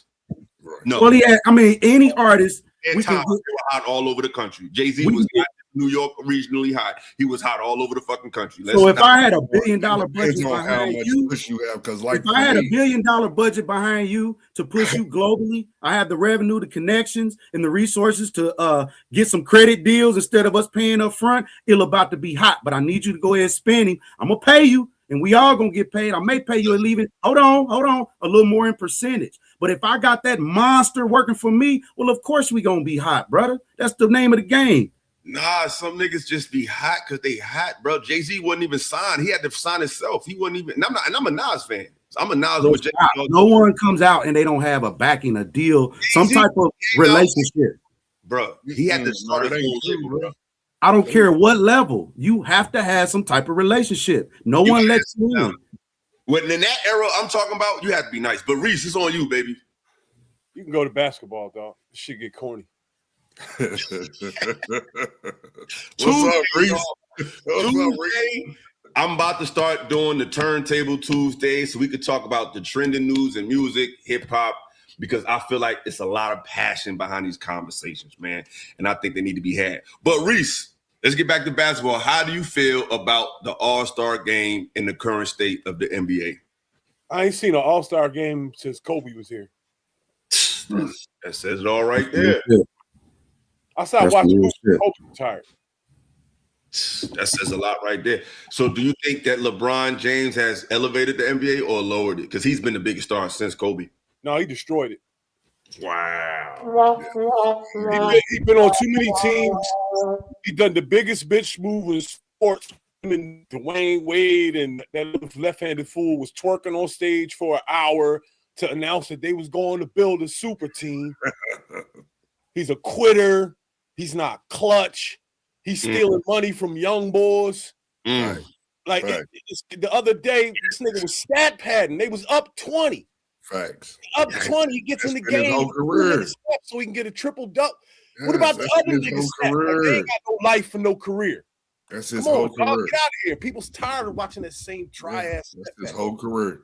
You up by 30. That's why he couldn't do nothing else. He couldn't surpass Mike in nothing. He had a job to do when he came to the league. You 6'8", 275. Your job is to give Kobe 50 every time you see him. Your job is to take the shine and the top of the pyramid. He couldn't do it. Now, when I'm not a big LeBron fan, but I'm not gonna lie. When him and Kobe went head to head, he won most of the time. Bullshit. No, it ain't bullshit. I'm throwing him in the All-Star game, hit 2 game-winning shots in his face. He even beat the Lakers a couple times. But yo, come on, man. No, his team won the game. Kobe won the matchup. They will win. His record against Kobe is a positive record. I'm just saying. Yeah, but I mean, you know, they was in the East, they was in the West. You only gonna play them once or twice a year. I would argue that the young Bulls. But overall, LeBron James has always made a mockery of this damn game. He's always been a crybaby. He's always tried to stack his teams so he could win, and he still doesn't win at a high level when he does that. You've had the best record and the coach of the year. You should win the ship. But what did he do? He melts down. He melts down. Them coaches throws like everybody under the bus. He's trash.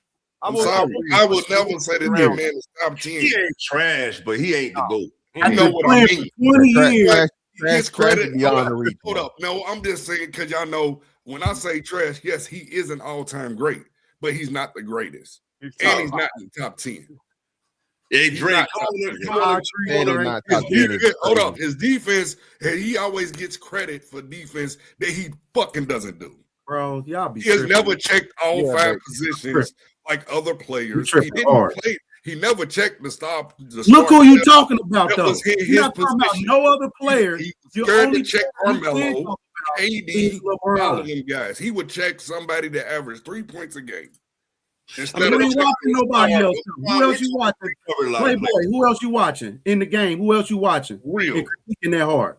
Wade would check a harder assignment when they was at Miami. I'm talking about right now, here today. Who are you watching? And holding them to that standard. A lot of the games. Look at the Name game. one. Not a lot of people can play. Anthony Edwards, Jokic, Shai Gilgeous-Alexander. Jalen Brunson, Jalen Brown, who else? A lot of it's a good handful of Curry still doing it. Like it's mad people. Sure. Like I get one. The world is watching Cooper Flag and Wemby right now. Yes, that's a fact. Wemby's balling right now, but he don't. But that's right now. Right now. LeBron been doing the same thing they've been doing for 20 years, bro. Man, we not caring about LeBron. Ain't shit, man. Like he's tired of him. He's trash. 20 years. Y'all tired of him. You got the ball in your hand. You got the ball in your hand 90% of the time. Your stat should be that, but is that really a winning? Show me who else doing it, bro. Who else doing it? Look at Joker. He did this. He plays the same type of way, right? They got one chip. He's been clowning for a few years. I'll give Joker his. He one of them. That doesn't work as a team. But you're not talking about Joker. He's suffering. He's not top tier. He hadn't done what LeBron done. LeBron go hold on. He ain't done for everybody on his team. He's only been with one team, so we don't know what Jokic gonna do. To demonize a man for leaving one franchise, building it, go to another franchise, build it, and then go to another franchise and build it, and say that he didn't build it. He had to have the deck stacked for him, and he still hasn't. He did what he was supposed to do. He did what he was hired to do. Yeah, hold on. Hey, y'all hold on. Tell him he didn't build anything. No. He didn't go to a team and build. Jordan built the Bulls literally from scratch. When you build a team, that means you're the first player that brings them a championship. From draft to the LeBron has never done that with anybody team. He got drafted by the Cavs and left them. When they got Kyrie, then he came back. There was already pieces there. Jordan was the piece, and they built around him, and he won 6. LeBron has never done that. Kobe. Okay, well, that business model that you speaking of, Illa, is not the traditional business model, even of the NBA. Hold on, the traditional business model is what LeBron was doing. Hold on, like what Jordan did. Jordan didn't go get no scrubs. He went and got top NBA. He got NBA winners. He got NBA caliber.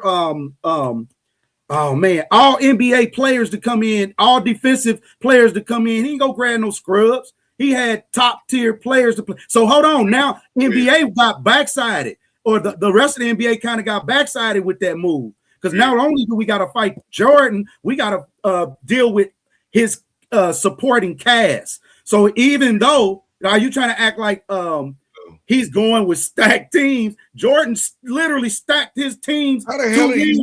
What are we talking about? Fantastic, save us, please. Fantastic. He didn't go Brian Harper. I'm a Chicago fan. He didn't go Brian Harper. Yeah, so hold on, real quick. Let me hold on, Mr. Williams and Craig. No. So hold on, just real quick. No, brother. No, first and foremost, again, Jordan said this, and everybody confirmed this. Jordan never made any requests or whatever. Jordan would approve the things that Jerry Krause did. Now he ain't assuming responsibility. Hold on. Let him finish. Calm down, brother. So again, Jordan didn't say go out there and get motherfucking Ron Harper. He didn't say go out there and get Dennis Rodman. They came to him and said, "Hey, we're doing this, and what do you think about it?" He never made player requests. Never. That's what we're saying. He never played GM. Jordan never played GM. Never. Not one time. Okay? I would disagree. Even for the fact of where the trajectory of where he went after he got out of the league. Hold on. You can disagree. It doesn't matter. It's not a fact. He drafted Pippen to the team, and they got Rodman at the age of 30-something. Rodman averaged 2.5 points a game. Pippen was averaging like 17, 18. Hold on, bro. Jordan had one of the, as far as an elite team, historically based on facts, not my emotions and opinions, and not based on your opinions and emotions, based on the fact he had one of the worst supporting casts for a championship team in the history of the NBA. Hold on. You telling me Pippen? Hold up, Dennis Rodman. Dennis Rodman.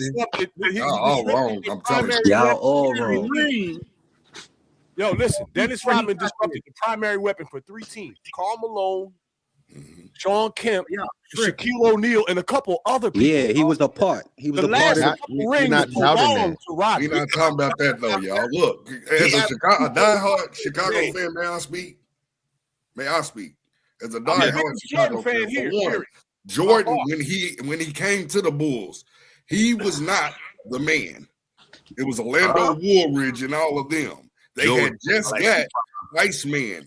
Now he had to go through a rebuilding phase because he still wasn't considered the number one option. He had to grow with the franchise. So now, hold up. No, he right. He right. No, the hell he not. Yes, he is. Once they started getting rid of all those pieces, hold up. Once they started getting players, because they had to start from the ground up. Because for one, your boy that was the coach, that's why they got Phil Jackson. Hold up. We got this gifted guy. Krause did one thing. He could draft really well, and he didn't give a fuck about how Mike felt about shit. It just so happened Pippen, when he started seeing the work ethic with Mike, got better and better. Now Mike you got pushed him to get better. Mike pushed now him you to got get Horace better. Grant. You're going all over Jackson.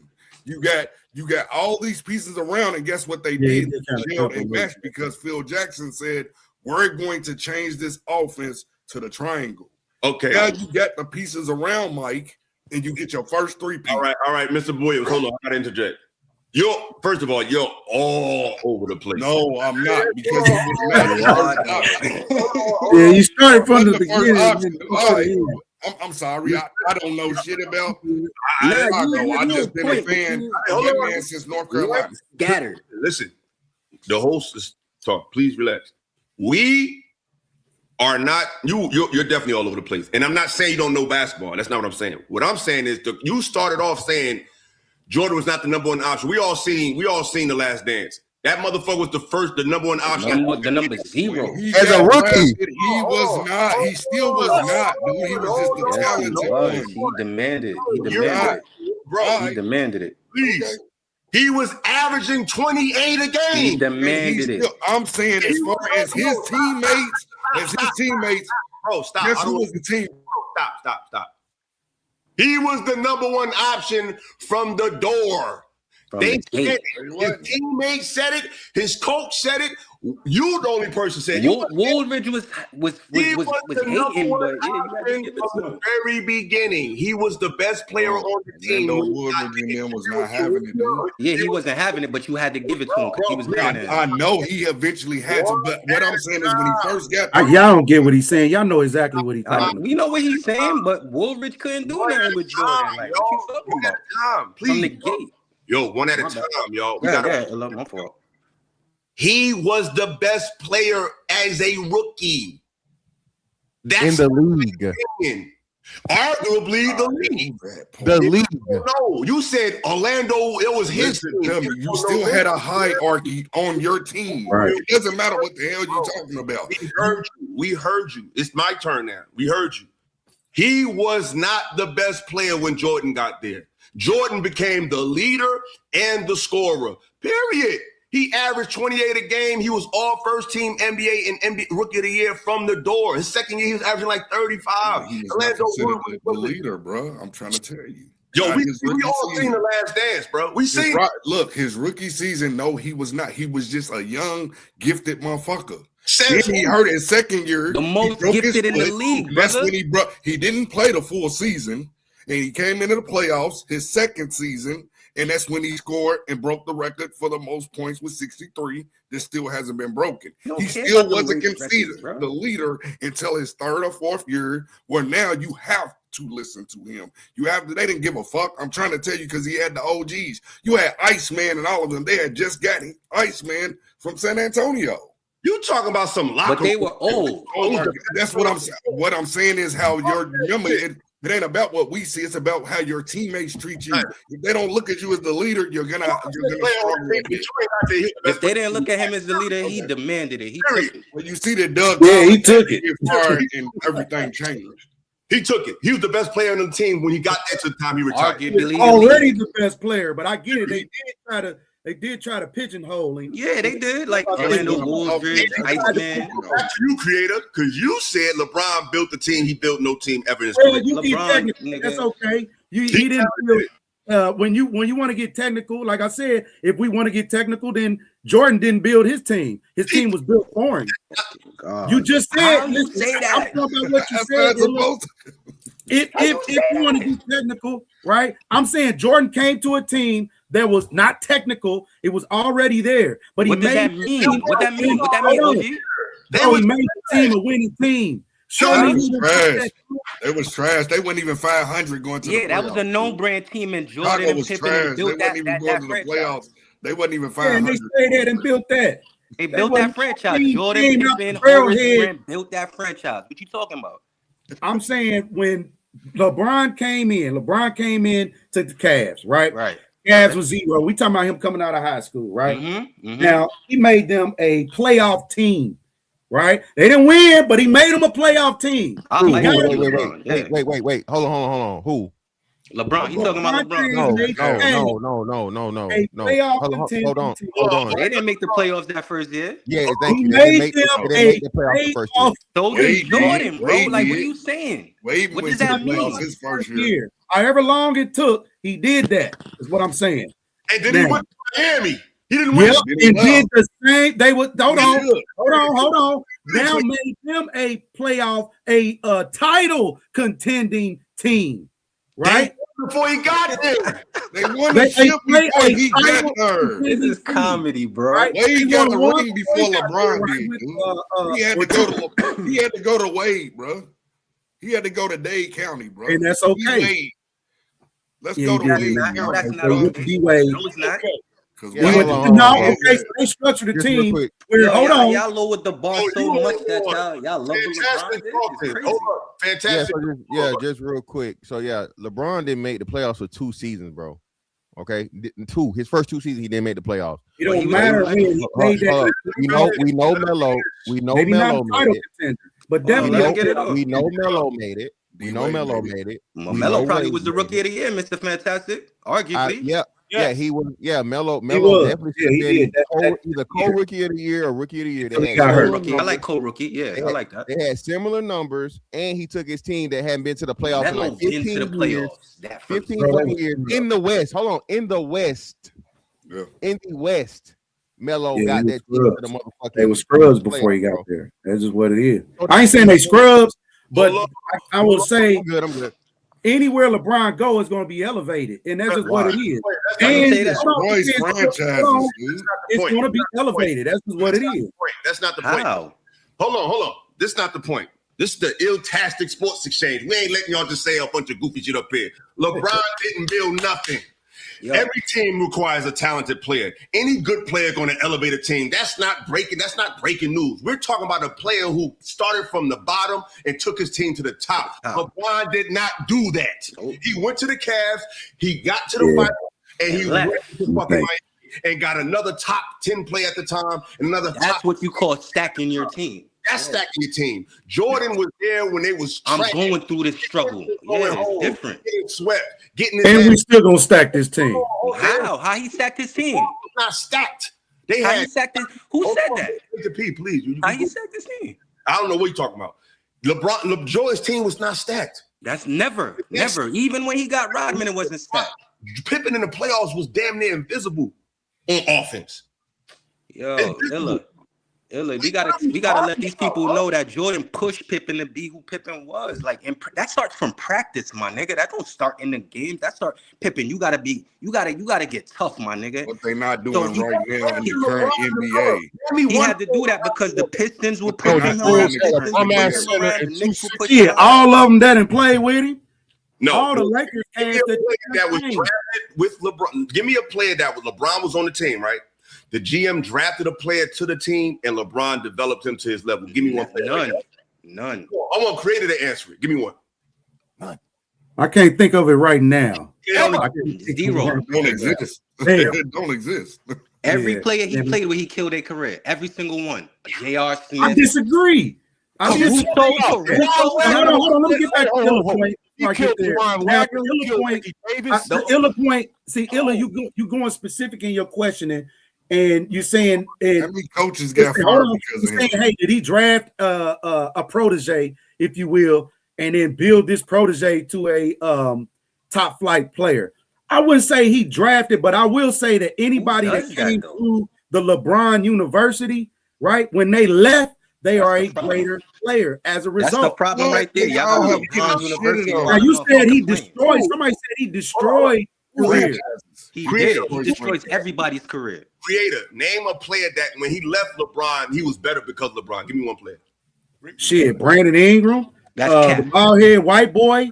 They had to leave the Lakers to get better. Hold on, brother. Because listen, in order to go, so all of them were playing, even the way that they still play, that, like you said earlier, the NBA is going to your spots, right? It's all about your spots. And if you can find your spots, for those of us that invest in that shit, it keep you on the court is what we want you on the court. So LeBron comes in. Not only did he What that mean if you invest in your spots? What that even mean in terms of basketball? I don't get what that means.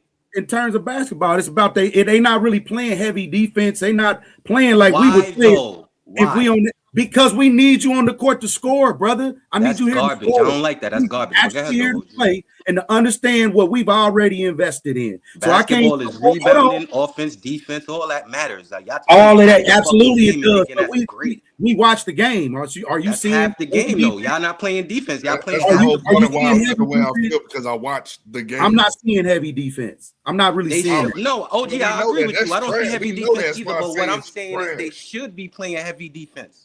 No, why? No, well, here's why they won't. Again, if they do, now my ankle twisted. Now that's why LeBron played for 23 years because he never played heavy defense.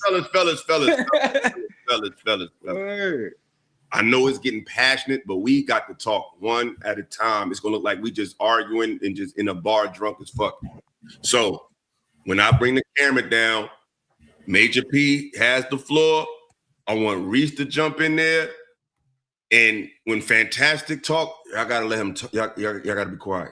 We can't be arguing over each other. I know it's fun conversation, but it just looks chaotic. All right. So, Major P, you got the floor. All right, bet. Salute to all y'all, first of all. Bless it, y'all. I had a question about the LeBron thing. I wanted to know, LeBron, did he up the did he up the level of play in the NBA since he been in the league, or do y'all think the league has went downward? Reese, it's on you. I want you to answer that. The days I agree with you. The days of high flying, fast, zipping around, Iverson, Vince, McGrady, Cole, that shit's over, dog. It's all these niggas shoot the same push shot now. Nobody has that high elevation, fade away, fade left, fade right, except for a couple people like Ant-Man. The game is dry. It's dry. It's pick and roll, 3-pointers and lobs. It's not exciting like it used to. Sloppy pick and rolls at that.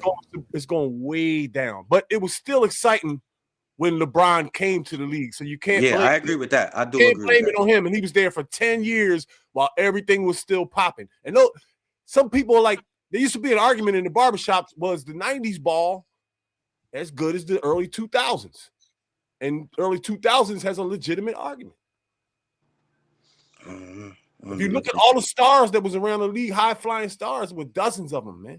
Dozens of them. Can I say something? This is what I feel like today's basketball just don't do. Why y'all don't show fucking homage, nigga? Without MJ, without the Birds, without the Magics, y'all won't be getting this money, my nigga. Like, LeBron never paid homage, and I don't respect that from that nigga. Like, this nigga started off his career wearing Jordan's number and then changed to Doc's number. Come on, bro. Like, that's my point. Disrespectful. Yeah, I just don't think y'all understand the gravity of what y'all even speaking of right now. And just for a man, any man, to take on the capacity of ridicule on a day-to-day basis and still be able to go out and perform on a high level, right? As an entertainer or anything. I'm just being real. You got the whole world telling this nigga that first off, that he suck and should leave on a daily basis. You got ESPN, all the news stations, right, that either support or don't support what it is you do. It's just a level, and you've been doing that for over 20 years.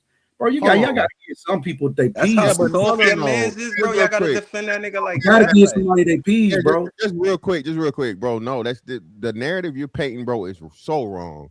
Bro, wrong. LeBron James is one of, if not the most promoted NBA level players and city level players. He is the NBA. LeBron in Cleveland was everywhere. They remember the billboard they talk about. They had the Nike pay, I don't know how many millions of fucking dollars for the LeBron fucking. Yo, he was on many bus stops in Cleveland. It was there. And you don't understand. It was there his entire tenure. You had grown men crying when this nigga decided the decision. Go to Miami. Grown men were crying, bro. Burning jerseys. LeBron was the most protected. Up until that point, there was not one negative thing said about LeBron James ever. Even when he got swept in the finals, he's young. He's going up against the Spurs and Tim Duncan. It's a learning experience. LeBron is one of the most protected, most coddled motherfuckers in the narrative based from the beginning. Yep. Does protection exude ridicule? Just because you protect it don't mean people still not gonna say what they gonna say. Everybody that was right? I'm not saying they not. I'm saying this man been getting it for years and still playing at a relatively high level. Everybody deal with that, OG. Karl Malone did it. No, everybody don't. Muhammad Ali didn't deal with that. OG, creator. Muhammad Ali ain't deal with that. That's a good example. He dealt That's with a straight individual. He got stripped of it. He let his title go. All superstars go through that though. Once he's out the game, right, then we'll have a different conversation. I'm sure there was a different conversation when Muhammad Ali was actually still boxing. Right? What he did wrong, always did Michael Jackson. Still had to overcome that. To me, there has not been a more polarized aside Jordan. Right. And I think Jordan just will always just have this pinnacle, not because, we just giving it to Jordan. He really fucking earned that shit. I truly agree. I think he earned that level of adoration that we give to him. Go ahead, Playboy. LeBron has given all his scrutiny. He's the reason for his own scrutiny. He makes shit about himself. Yes. He has a media company. That's why he's been pushed. Clutch. And he's been doing that for years and years. He's pushed the narratives. He wants to draw. Think about it. He got put out of the damn playoffs last year. And then all of a sudden, you're back in circulation the day after. Yep. The playoffs because you want. Good fucking point. He's been an attention whore. He's always got the excuse of, he's always had to do everything. No, he hasn't. He did that shit. He's picked the players and everybody he wanted. So then at the end of the day, when he fails, he blame somebody. Everybody else. It wasn't the coach. It was the coach. It was this player. It was that. They need to do more. No, he's full of shit. Yo, I seen coaches get fired after y'all won the bubble ring. Y'all, one at a time. He's never let anybody play their proper position on the team. He has always hurt plenty of great point guards. They could have been really great point guards, but he took the ball out of their hands. And then with 2 or 3 seconds left, you want to hand them the ball so they can shoot a bullshit shot that they're not going to hit because they're ice cold. Ice cold. He's never played his correct position. He should have been a swing forward, point forward, which that's what you do. You swing. If you got D-Wade and LeBron both swinging in an offense, who can stop you? They would have won 3 or 4 championships. But he bailed on them too. You got an efficient point guard. You got 2 of the greatest niggas in the NBA together at the same time, playing their own positions. They would have won. He hurts teams more than he helps them. That's the problem with him. That's his legacy. He's a coach, man. Cooked right there, OG. You cooked. Facts. You cooked. And LeBron, this is what LeBron makes him weak to me, that Jordan never did. Jordan never went out his way to change the narrative in his favor. He just let the people pick. LeBron has caused people their jobs behind the scenes because they went against him. Like, it's deeper than basketball with this nigga. He really, to me, people say he's not feared on the court. He's not. He's feared off the court because he's able to pay people to speak his narrative. That's racism. If you're not saying he's the greatest, he blackballs you. He ostracizes you from certain. That's why a lot of these companies, they gotta say he the GOAT because it's not. They're not like ESPN. Don't do that type of goofy ass shit. That's like ESPN. That's female shit.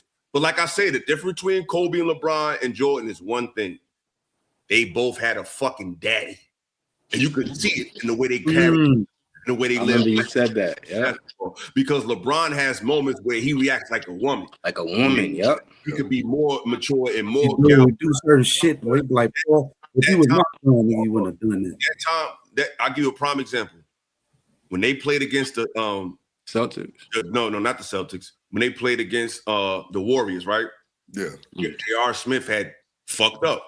I remember. That's what I was saying. Yo. They weren't even supposed to be in that game. Right. The game's not over. JR fucked up, but now they're going to overtime. You was considered you go into overtime. You considered a big time underdog against the fucking Durant and them nigga Warriors, and you're making it to overtime. Instead of LeBron saying, "Hey, look, Kobe and Jordan would have said, JR, you owe me one. Fuck that. We ain't supposed to be in this game. Let's get back in it." You know what LeBron did? He sat on the fucking end of the bench and pouted the whole time.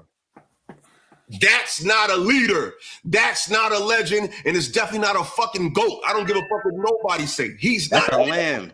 He's not a guy, bro. He's athletic. He has longevity. He's been playing for 20 years. Of course, he's playing for 20 years. He's 6'8". You had $90 million coming out of college. You could afford to spend $5 million on your body every year, and it's not a physical league. You should play for 20 years. But we know it's PEDs, man. Nah. That's what I was about to say. Boy, y'all just can't get a nigga his peas.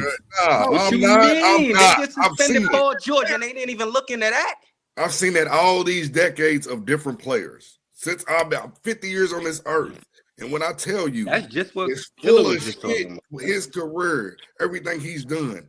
Ain't it funny when people have gotten locked up and doctors and trainers have gotten locked up for the drugs? They don't look at him. He'll take a break. They'll bat the eye at that nigga. And then get that shit out of his system. See, it'll come out sooner or later about how his longevity is what it is. Well, we know he didn't play in the post forever anyway. So you should be healthy. Anyway, right? You never played 82 games, bro. The nigga never played 82 games, bro. Injured or something? You got to take a break. What did he do at Miami? Are you forgetting that when he took like 2 weeks off? When dude got locked up, that works with one of his best friends, and he got locked up and shit and shipped out. You ain't heard the dude no more, have you? The nigga averaged 17 in the finals against goddamn JJ Barea, man. I don't want to hear that shit. He's I don't want to hear it. bro. And Jason Terry. The whole career of LeBron, they've been trying to prop him up to be some Magic Johnson, some Michael Jordan. You can't score like Mike LeBron. Sorry. And then weeks ago, what did he say? 82 games is too long. It's harder to play now. And no, it's not. Plus, LeBron is 6'9", 250. We barely got to see that nigga ain't even 250. I'm tired of hearing this 260, 270. No, the hell he ain't. Hold on, OG. He's probably 230 at best. Let him finish, Playboy. Let him finish. Listen. LeBron is supposed to be barreling through the lane. Like, we only got to see LeBron do that against the Detroit Pistons, and I forgot what year that was, people. I think it was like, 2000? And he scored like 29 in the quarter against the Pistons. That was wild. That's the only time we got to see LeBron use that brute strength.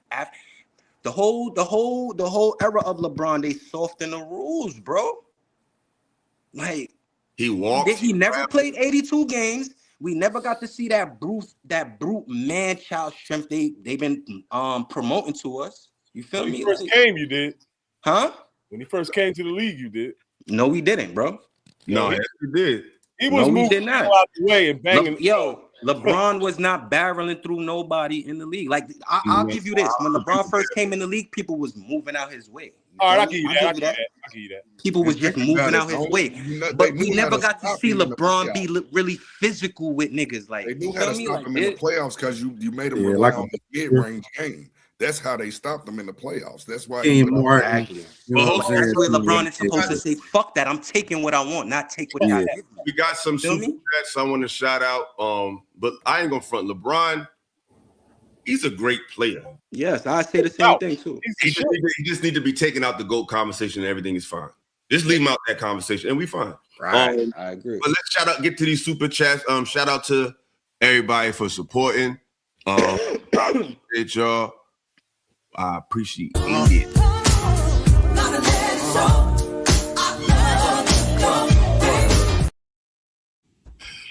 This guy Fanbo says Jordan. Scottie Pippen. I didn't hear that. We'll see, but he did it anyway, and he got him 6 rings. Gong Lee, whatever. Double G. Shout out Double G for the 199. Appreciate you, bro. Hamp in the building. He said you got OGs and creator Mr. Williams. This donation is for Illa and Fantastic to talk, please. Salute, fellas. Talk to him, man. Talk to him.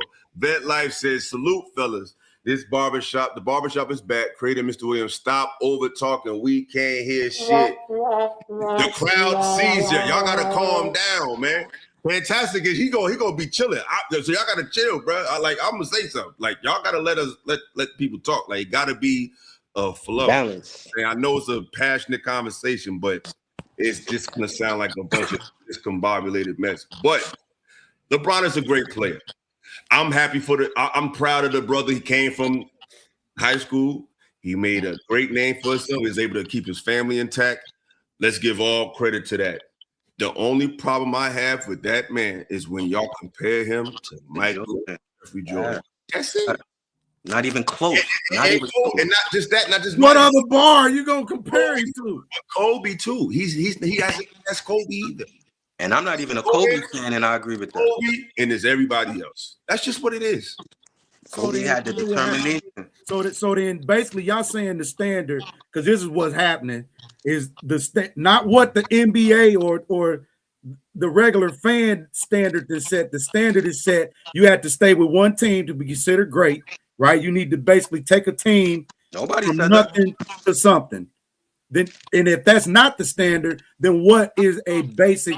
Like, what do you consider? Not you going to look for a championship when you the man. You build a championship. Put like this. This is how sweet LeBron could have had it. If LeBron stayed with Cleveland and just got 4, he would have still been in the conversation with Jordan. Even if he had 4, just like Kevin Durant. 8 there. He ran. Several teams we got 4. What we doing? Just like Kevin Durant. Y'all support Kevin Durant making that whack move to Golden State after they just but if I was Golden State, it still got like 7 of them shits. No. But Kevin Durant don't be saying I'm the GOAT. LeBron said No. I'm not saying that KD say he was the GOAT. I'm not arguing that. I'm just arguing that you respect that move. Yeah, LeBron did vocalize this shit. That's another thing. Ain't nobody ever done no shit like that. Exactly. So what I'm saying is LeBron made that popular. It's the story. It's the storyline. Like Jordan's story was what made it crazy. But if LeBron stayed in Cleveland, even if he would have won less, it'd been that more better for him. He would have still had a stronger argument because he went from high school to probably one of the worst franchises ever and won at least 3 or 4 there. Those 4 rings would have been equivalent to 6 of Jordan's rings based on the story. He went to 10 finals. Yeah, man, it's hard to get 1 ring in one place, let alone go to another team. That's phenomenal in itself.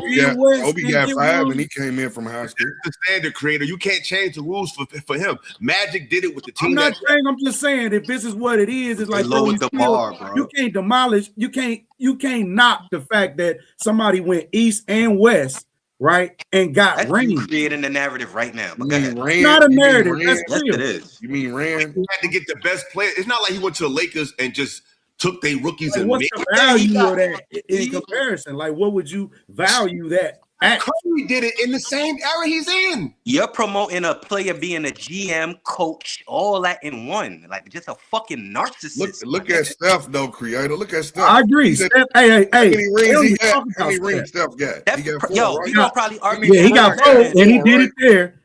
He did it there. Y'all know we gonna argue probably Steph is better than him, right? Hell, it ain't even Steph. Hell, we can get with Clay. I'm just saying, we talk about rings. Wow. No, I'm saying, look at how many rings they got. 4 too. Fantastic. Please give us a quick lesson. What's the difference between building a team? Like, give us what's the standard of an NBA GOAT in your getting the ring, nigga. Building a team would be a la like now you just look now. Shea Gilgeous-Alexander. That's a team that was built through the draft. He didn't manipulate anything, so on and so forth. The core of that team was through the draft. We saw it early with the baby OKC. If they would have won, they made it to the, they couldn't beat the Heat, right? So the Celtics. The Celtics is another one. The Celtics, a built team. You have the core 2 guys, and then you get veteran players and so on and so forth. Where again, the players are not involved. The players are not making demands. The players are not playing GM. This is the problem with LeBron, and this has been LeBron. LeBron's the only one. Kobe didn't even say go get Powell. Kobe just said get me some help. I don't know about that one. That's just me though. You cannot know. I'm telling you, brother. You may not know, but what I'm telling you is this: Kobe wanted Jason Kidd. I think is who it was. They was talking about he didn't even ask for the Chris Paul thing. He didn't ask for that. The only thing he demanded for was help. And they were talking about at one point in time, J Kidd was still in fucking what's name, when they didn't make the deal. They kept Andrew Bynum. They wanted to keep Andrew Bynum, which really wasn't worth it, but everything ended up working out in the end, bro. You don't think Bynum was good for them? You don't think Bynum was good for them? No, he wasn't elite though. Hold on. I'm gonna let you keep going, but fantastic. You know, Kobe was the one that fucked up Bynum knee, right? How? You remember he did that reverse layup and slid into Bynum knee? That's what fucked Bynum knee up. Nah, he had issues before that, fam. No, bro. Kobe tried to.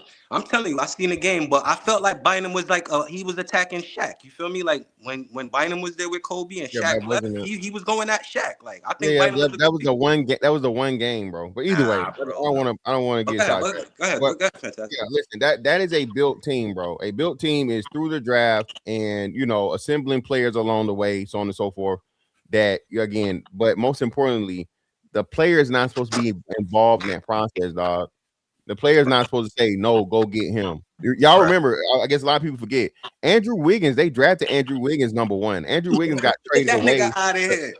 Andrew Wiggins got traded away to Minnesota for Kevin Love. Everybody, because nobody knows basketball, people forget Kevin Love broke the fucking double-double record that was held by Minnesota, he I forget who was, but it was in Philly back in the day.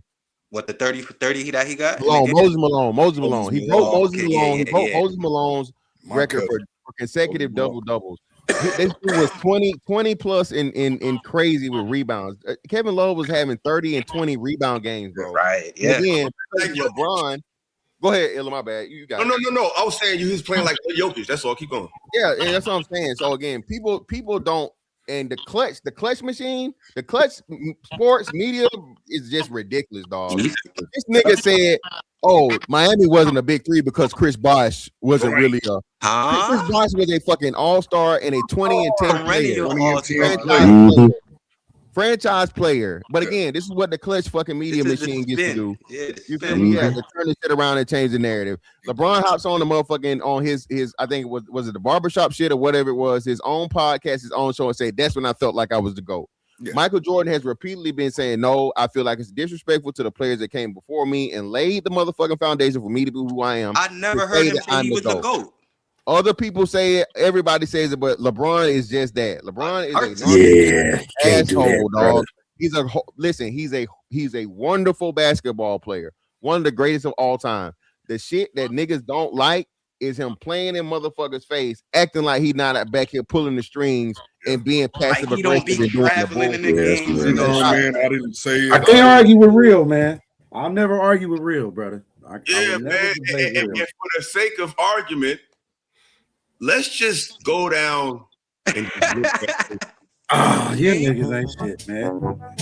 Oh shit! I know you can go all that. No go. Taken away by Chalmers. Back to James. Like they had to let him get away with this, bro. Because it's not James. Dellavedova and LeBron James. Love with just 1 point in the second half. Dellavedova to trigger in, finds Love. Here's James, guarded by Davis. Superstar on superstar. James rumbles in, pivots, and finishes with the left hand. Cavs Evans. So that's a good foul because, I mean, LeBron has not been shooting free throws well. Now, look at this play once again. Just strength. And Anthony Davis does everything you can do. He contests. He doesn't foul. He tries to stay in front of him. It's a left-handed move off the glass under pressure after playing 40 minutes. I think that. Team with a live dribble. Left away by Carriere. I have the LeBron James. That's nice game. Carriere. I had the LeBron down the Space Jam. I had the LeBron down the Space Jam. Nothing wrong with that. Shoot, multi-talented. Oh, Lopez with a nifty finish. That's the Lakers, right? They want to play with pace. They Lopez with a nifty finish. That's the Lakers, right? Like, come on, bro. It's like 10 steps right here. This the 10-step one? James 0 for 4 from downtown. And he traveled. James saying no. He just be quick with it, boy. He His just quick sixth with turnover here this afternoon. it. I got you, man. This guy, bro. He's the what's the word? He's the corporate champion, man. He's the Rock when he was with the corporation. Remember that? He's not the people's chair. He's the corporate chair. They wanted him to be the GOAT. They forced it down our throat, pause. And he's just not it, man. Like, Jordan was not forced on us. Jordan forced you to support him. You had to like me, man. Because my game is telling you. Like, the game made you do it. Like, it wasn't. They called Jordan the best player before he even got into the league. Exactly. Like, Look who we talking about, though. And that's what Gil be up there talking shit about because they now Giannis. We talked about Wemby. Y'all talked about Wemby. We stayed on Wemby. I agree with everything that you said about Wemby. But for whatever reason, Wemby is not, and he's going to be a great player. I really do think. He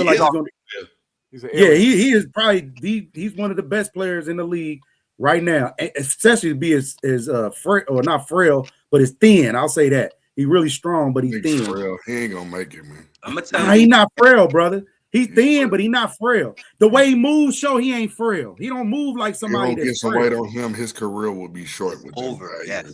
He don't need no weight. Nah, but we talked about Wemby, and then look at another great another one I had to bring up is Giannis. Mm-hmm. Giannis probably did this. Giannis did the exact same was thing. frail like Wemby though. Hold on. Giannis did the same thing. Giannis came in to a situation that was not it wasn't no from the ground up? Yeah, they built him. He did that. That's why we just wanted to see that. Well, that's what we like, though. We like to see the growth. Yeah, he did that. We don't want so that's what I'm saying. If that's the standard, then okay, all right. And I don't think maybe even LeBron understands. You see us, we different fans of the game than the fan of the game, right? The fans that's the true, the other fans. We the true fans because we create the influence on the game, if that makes sense. When we actually out there playing, when we actually out there moving and doing, we basically setting the rules in that moment. But if you're saying that the rules is that a dude got to come in, that's hard. That's boy to be great. You can't go nowhere else and get 6 rings on both sides, west and east. Getting traded, like say if he went like boom, if he got traded to Miami, and it was just like him and Wade, because Wade was already there. It still would have been like looked at funny because Wade was a starter. He was a champion before that. And got Bosh too. And then he went to the Lakers. Then he went back to Cleveland with Kyrie and Love. And then he went to the Lakers and got AD. So it's like he never just thugged it out and just on his own. Yeah. Him do like even Kevin Garnett, like the great players just do that, bro. Like that's the standard from Magic, from Bird. Like none of them teams was really that crazy before these guys got there. So and think about this though, Illa. Think about this. And you always had to get rid of 4 or 5 players as well to stack your team during the trade deadline. Oh, well, we need 4 or 5 players. So you're getting rid of everybody because they're not playing up to your what you expect. And then when you get the players that you asked for, then you're still whining and complaining. I don't have help. I don't have help. He dug it out in Cleveland. That's dumb. So then how would y'all judge the Kevin Garnett Celtics team? It had to happen. Them niggas was old as hell. For one, Garnett, Minnesota had him. Minnesota wasn't winning, right? Yeah, they had him in a chokehold. He was never going to win there because they wasn't running the organization the proper way. Because you didn't have a coach. The chance that Kevin Garnett probably could have won the chip is when he had Spreewell and Marbury. But that didn't work out well. So After a while, you signed him to the biggest deal in the NBA at that time. Yeah, he had the biggest deal at the time. But Right. he wouldn't have had nothing to build around him, and then he was going on a decline, so they sent him to Boston. Yeah, none of them was in they prime. So the Celtics, they worked together, but they wasn't in their prime. Right. LeBron and Wade was at the end of his prime. LeBron was smack dab in the middle, and so was Bosh. So we talking about prime players. He got Kyrie in his prime. He got AD in his prime. Even right now, he got Luka Doncic. Like what the fuck, bro? And Austin AD and when he's AD killing his look at career. what he pulled, just getting them from New Orleans. That was some bullshit. That was tampering. That was all kind of. He's always did that. Now when it come to LeBron, though. It's always a tampering situation. It's always, well, we have to do it. How many good coaches he actually got fired, dude? Like literally during the season, bro. That nigga, he ruined the league, man. He ruined the league. He ruined the fucking league, period. That's why I asked y'all that. Did he elevate the league or bring it down? Brother said that Cleveland team is the only team in NBA history to win 60-plus games back-to-back seasons and didn't reach the finals. Then LeBron lost 3 years straight as the favorite. Like, come on, man. He's the biggest loser in sports history, fam. Damn. The most turnovers, all that. Like a superstar don't turn over the ball like that. I tried, LJ. You got to say the Buffalo Bills, bro. That was an individual. I think LeBron, like I said, I like LeBron. I think if he just be quiet. Yeah, exactly. I'm trying to be the best, and I'm just, like it's his trying to push it to his way out of the GOAT conversation. Right. Corny rich man talk, kind of. You know what I mean? Almost like corny rich man. Like, how you gonna skip over Kobe talking about this cat? But you know what, though, y'all, just like when Kobe won his 5th, right? As soon as they won it, they did the press conference with him because they wanted to cause some controversy. Kobe said, no, I'm not better than Mike. 90% of what I got from him. I got it from Mike. How is the imitation going to be better than the original? I've always asked that question. Jordan is not the original. Bro, Kobe is trying to be like Mike, bro. So Jordan obviously the original is Mike. Kobe is trying Jordan to is be not like the that. original. That's the imitation, man. Jordan stole his entire swag from somebody else. David Thompson was Jordan's. No, he wasn't. Yes, it was. First of all, watch this.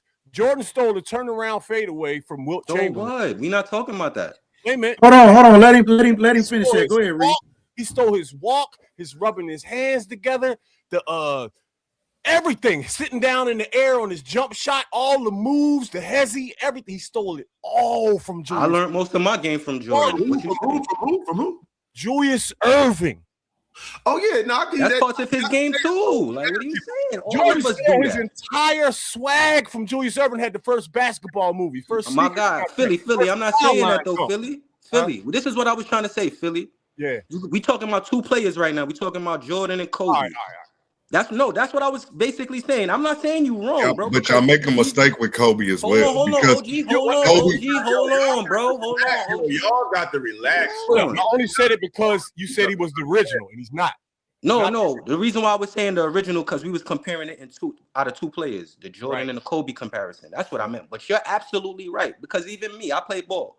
I learned something from Steph. I learned something from Kyrie. I learned something from Braun. I learned something from Jordan. You feel what I'm saying? You ready for some Black history? No, hold on. But what I was trying to say, hold on, you going too fast. What I was trying to say was out of Jordan and Kobe, how y'all saying the imitation is better than the original? That's what I was saying, brother. No, there's 2 versions of Jordan though that y'all forgetting. Kobe was the second version of Mike. No, he wasn't. 80s version is a totally different player. I agree with that. I agree. He's right. But Reese version of Mike is totally different. Please let him go. Reese, you got it. You ready for Black history? Yes, sir. Kobe stole his swag from me. Okay, from Philly. I hear that. I respect that, Philly. No, listen, dog. Listen. He grew up watching me. Okay. I know his father. I was lighting up the tournaments around this city in my 20s when Kobe was 14, 15. He saw, and I got receipts. Other niggas got funny faces and shit like that. You feel me? Everything that boy do is just like everything I do. Everything. So would you say he's better than you? Footwork, the crunch in the air, jackknife on the jump shot, all of it, dog. 100%. And So Jordan got that from you too? Huh? Jordan got that from you too? Kobe. He's talking about Kobe. No, but that's what I'm saying, because Jordan do those same things. I'm giving you black history. I stole everything that Doc and Jordan did. My age is 56. Adds right up. And my uncle played for Overbrook with Wilt, who invented the turnaround fadeaway. So I watched my uncle, when I'm this big, doing turnaround fadeaways for hours. You practicing it, right? I knew who Jordan was before I knew who Kobe was. Any of that, dog. And I got video receipts. And physics is physics. The First nigga of look all, us I want to shout you out. Shout out, Reese, for taking, because I didn't know you was 56. Shout out to you for Black Don't Count. Because I would have never knew you was 56. Facts. I'm highly impressed by the fact that you've taken care of yourself this well. Bless. Here's more black history for you. No one alive has played more ball than me. Not Jordan, Wilt, LeBron. I played last week. Wait. Say that last. Say that. Who's 56? I played basketball my whole life and haven't gone a month without playing in 56 Damn, years. I fuck. None of those You got it. None of them. You got it. I got video receipts. I be trying to play more often. Reese is 56, man. Nah, you got it. You got it. Second, I can still bang 2 chicks in one day. All of that. Come on with it, man. Oh, you did that. Hey, I'm inspired. Man. I'm going to the gym right now. I got a lot of work to do. So that was mathematics. I don't know how Kobe would be, but me being 56 today would probably put him at like 48, I think. Or 49. 49. Okay. He was a young, skinny Nick, 14-year-old kid. Nah. Kobe's only a few years older than us. He wasn't that old. So he not 48 then. He like 45. He had that killer and he know. How long he been gone? How long he been gone? When he was born, like 78, right? His drive was intense, man. Nobody had 18 and 96. Even today, he about to be like 40. He should be like 47, 48. So he would have been 48, because he was 18. He was 18 in 96. So I think he might have turned 19. The drive of a grown man that didn't have nothing, and he had it.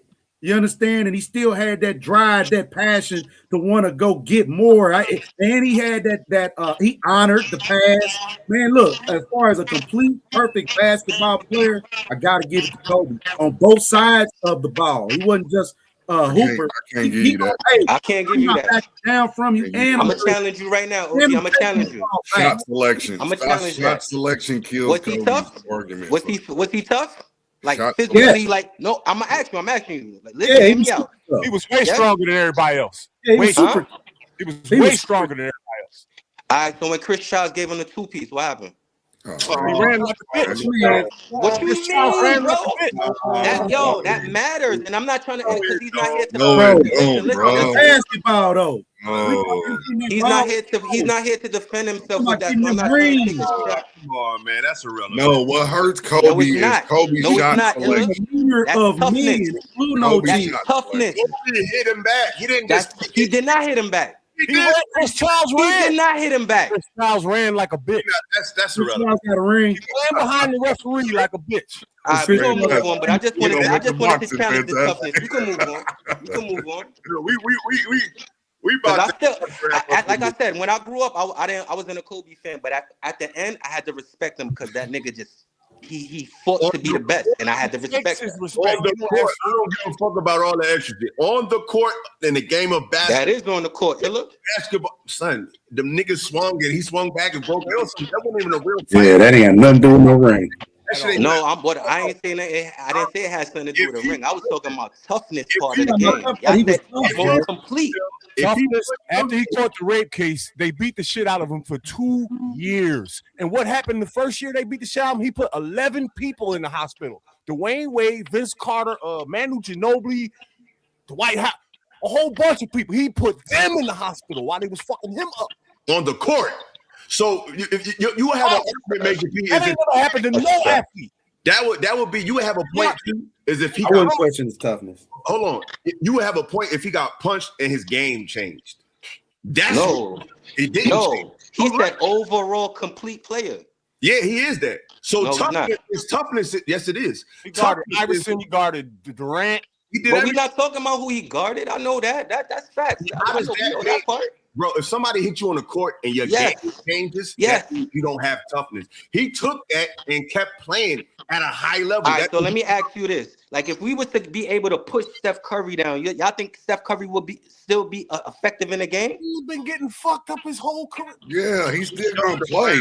You jumping around. First you said he not tough because he got no, but it's a part of basketball that I'm bringing to y'all. Curry has nothing to do with Toughness matters, nigga. I agree. Toughness do matter. Injury matters. He broke his Achilles. He broke his finger and then shot the whole game left-handed. I remember that. He played 18 games left-handed. I respect him for trying to be 18 games left-handed. Y'all talking about something? He broke his kneecap and pushed the shit in and kept playing. Who could fight? No, it's not about who could fight. I'm saying the nigga snuffed him. He ain't snuffed the nigga back. Son, he walked off. He got snuffed and walked off, bro. Footage, bro. We swung. Yeah, bro. Bro. Stop it, man. This revision history, bro. He definitely tried to swing at a nigga. He just didn't connect. And like you said, Chris Childs got out of there. He fucking hit Kobe with the fucking two-piece unexpectedly. Behind the referee, man. Kobe got his hands down, and then he, like you said, he ran off. What we talking about? He ran. He did not run. Niggas always got Chris Childs in the tub. Did you see Matt Barnes do that? And what did Kobe do? Did he flinch when he? Matt Barnes something from him. Matt Barnes just tough the y'all. Did you see that? Kobe didn't flinch. Yeah, nigga, like none of them antics, nigga. I never seen Kobe do no antics. Kobe was just about basketball. He said, did I see when Matt Barnes did that to Kobe? I said that was antics what Matt Barnes was doing. Oh, let's watch it now. Rice put it behind the back and nearly lost it. Shaq has it. His jumper is short. Now fight breaks out between Kobe Bryant and Kobe Childs. Chris Childs punched him twice. Look at him backing up like a bitch hiding behind the ref. Kobe running, man. Yeah. A snuff and run. Yo. Can I say this? Can I say something? Man, you got 15 people in front of you. Can I say something to y'all? When Kobe was in the league, them earlier on years. Remember that nigga's 18 right there too. Yo, can I finish, bro? He wasn't 18 either. When Kobe came in the league in them young era years right there that we just showed right there, right? The league, like around the league, first of all, the NBA was calling him the next Jordan, but the league didn't give him that yet. The league was still like, yo, who the fuck is this young kid? Yes, Kobe was good, but the league didn't give him that respect yet. And that's just a fact. So pause. Y'all doing this? Y'all be all over the place. How? I'm gonna tell you how. You said he wasn't tough. And no. What I was asking was, I was specific, Illa. I know Kobe's tough. You brought up Chris Childs as if. I specified. I was specific with what I was talking about. All right, but you used that example of Chris Childs fighting him as an example of questioning his toughness. We just watched the footage. Meaning, he hit him first. He hit Chris Childs first. Chris Childs swung, Kobe swung. So to me, brother, that was a horrible example. All right, in your opinion, I don't think so. I never seen Kobe fight. He just was fighting. No, he did not. All right, he got the two keys, bro. Let's watch it. Because I know my when niggas come in the fourth quarter, gonna act like Rice put it behind the back and nearly lost it. Shaq has it. His jumper is. Kobe hit him first. Are you watching? No, he didn't. He pushed away from him. But that's what. That's what got him the two piece because he was elbowing. Oh man, if Kobe connected with it, he ran like a bitch. No, nigga. That's why he got the two piece because Kobe was elbowing that nigga. That's what niggas do. They sneak somebody and run. Yes, we know that's what they do. That's why he got the two piece, my G. And what did Kobe do? What you talking about? What did Kobe do? He swung back. Take his head off. And he missed. That was a horrible example. Yeah, not in my opinion. I never seen Kobe had. I never seen Kobe had to use that toughness out of him, niggas. I just never seen. I think that's a horrible argument. That was a good. Hilla, that was a great example. Call it what you want. I know what I'm saying, nigga. You didn't get stolen back up. Hold on, watch this. Chris Childs landed a straight right hand flush on the jaw with no glove. Didn't even phase him. He ain't tough. You hear me? He swung came back like a dog. Like what? He hit him twice. He landed a 2-piece, bare knuckles. And Kobe swung right back. But how y'all missing the part with the elbow? It didn't do nothing. Right. The elbow started that. So Kobe got an elbow off. If you slick somebody, bro, you gotta knock him out, bro. Watched it. I feel what he's saying. Major P saying, Kobe, hold on, he's saying Kobe had already elbowed him in his mouth. So he already got him. But yo, he was doing that for the majority of the game, leading. That's how Kobe played. That's my point. And you saying he ain't tough? That's what he do. Jordan was worse than that.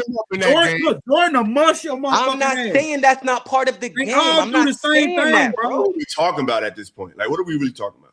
For real. Yo, move on. It's not a game. Move on, bro. What are we talking about? Like, y'all not understanding what I'm saying. Was 80s Mike was different. Like, are we talking about gangster shit? No, it's not about gangster. If a nigga elbow you, like I feel like you need to stand up to defend Get the ball back and get it in the hole. He did. Kobe elbow, Chris Childs threw a punch, and then Kobe swung, and then it got broken up. Like what? I think that's clear cut. What happened? Is that not what happened? No, Chris Childs ran like a bitch. They don't get no more tougher than that. Okay. On the court. Tough. Nigga 2-piece in him there ran like a bitch. Okay. So did Kobe swing back? Yes or no? Niggas is holding Kobe. He's still backing up. That nigga wanted to get him. Like so y'all don't know when niggas get in between two people that's fighting. No, sir. That look for we know. Hey, my eyes ain't never deceived me. What are you talking about? I know if Kobe got a hold of that, his career probably be done. I don't know. Got a hold of that nigga, it been done. I don't know that. All I'm saying is this, P, and then we go move on. 6'7", Chris Childs is 5'11". That never matters, nigga. I seen the tallest drop. What you ain't no nigga smaller than me fucking me up. Period. Yeah, me neither. But yo, okay. P, what I'm asking, it has happened, nigga. Not for every bad man. For every bad man, there's one bad. You know that. Think anybody can get it. But what I'm saying is, Kobe got hit and he swung back. Oh yeah, back when somebody broke it up. But Illa, I agree with you. I just felt like that for me made me lower his toughness. Why? But why? I don't know. It just did, Illa. It just did, bro. It just did. It just did. I have a right to do that. He has a right to do that. Logic. I'm trying to find the logic behind it. The logic is if it comes down to it, you're not tough like that, bro. You tough, yeah. You tough. You mentally tough, Kobe. I'll give you that. I feel like he's mentally tough. I don't think he's physically tough. He got hit and he swung back. Okay. What is he supposed to do? I mean, with people, no. I'm not promoting none of that. Ella, don't do that. I'm not promoting that, bro. I'm not promoting. All right. So what I'm saying. All right, this is basically what I'm saying. Ella, when Reggie Miller pushed Jordan right in the back, and then Jordan approached his face, right? He walked up to his face, and then Reggie tried to scratch over or do whatever the fuck. That nigga Jordan wrecked off that nigga face. That's what I'm talking about. It's a difference to stand. He stood up to it. He stood up to the confrontation. Kobe swung back, and then people broke it up. We just slashed it. Okay. You got it. That's what happened. Okay, you got it, bro. I'm still gonna feel how I feel about it. Yeah, Kobe can't let you down off of that one, man. We got too many. Yeah, that was just showed out. And I'm a Jordan fan. I've seen Jordan get hit, and he hit everybody back. When Jordan got hit and never hit nobody back. When Jordan first came to the league, like punch. What are you talking about? Oh yeah, in the game. Jordan got punched and then hit the nigga back. Lambert grabbed him by the throat. Yeah, Lambert pushed the nigga. I seen that. No, he slammed him to the ground by his throat. Exactly. And Jordan didn't hit him back. And it happened dozens of times. And Jordan eventually he just jumped on his ass and shit on him. Hold up. So in a playoff game when Lambert's trying to get the best player out the game, you want me to fucking fall in it and get kicked out the game and not? You want Kobe to? All right, bro, you out here. That's not a playoff game, though. That's not a playoff game.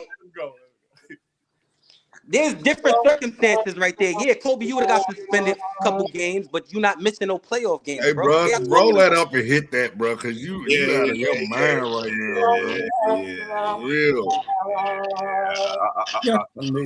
I don't care about none of that, nigga. None of that made me feel no way. I said what I said. We was comparing Mike and Kobe. But that's what I was comparing, nigga. I just asked about toughness when he got pushed. Why y'all mad, nigga? We not mad. You threw out the argument.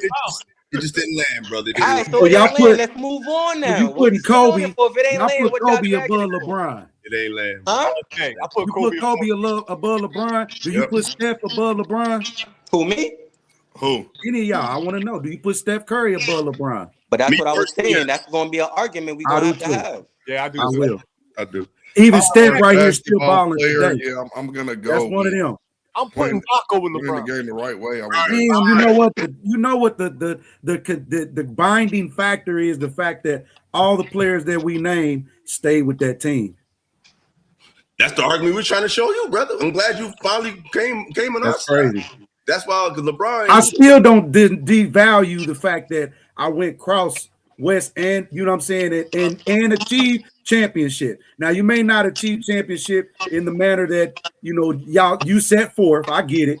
You know, it wasn't with one team, but I did get these teams something that we were supposed to get, and that's a championship. That's every basketball goal. The goal at the end of the season is to achieve a championship. creator. It's not even about multiple teams for it. It's the way he did it. It's the things that he did with it. It doesn't matter if you have to go, because sometimes you get shipped to a different franchise. The difference is it's how he did it. Right. It's like I don't respect Tom Brady because of how they got some of those championships, but I can't say that he's not great. He's just not great for me, but he is a great ass football player.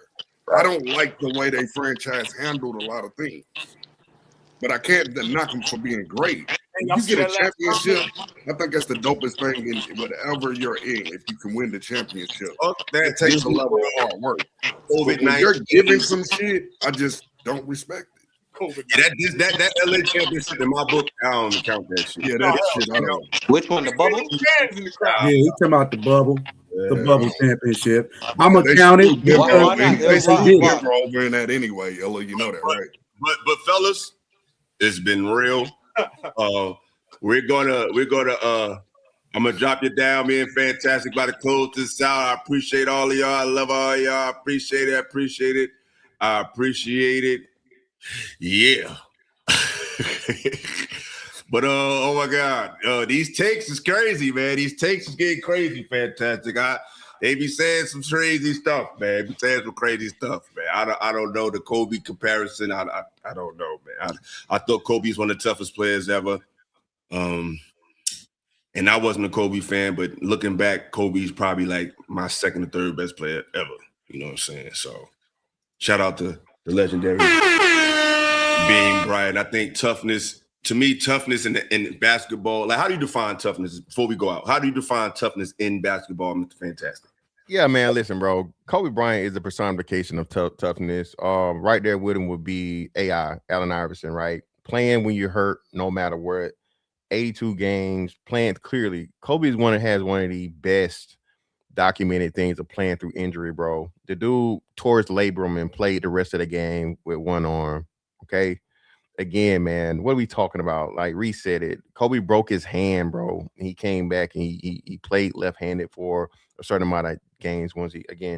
It's just, again, if you can name somebody tougher, especially in these days where we got fucking Anthony Davis and Kawhi Leonard, and these are marquee players, bro. They don't make them like Kobe no more, bro. What are we talking about? No, and I think it's a difference between sports toughness and neighborhood toughness. Yeah, street shit, bro. Like, Come on, bro. Like Niggas, park or some shit. You know what I'm saying? It's Yeah. like, bro.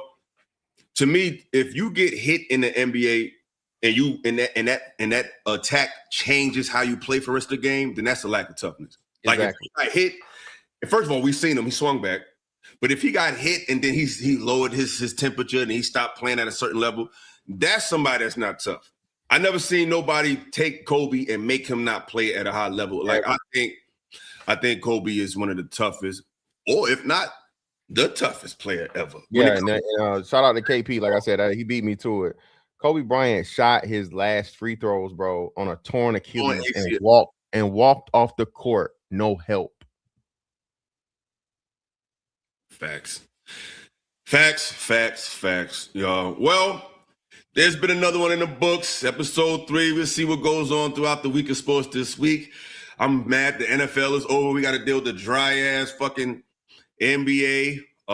But look out for that Tuesday hip hop show.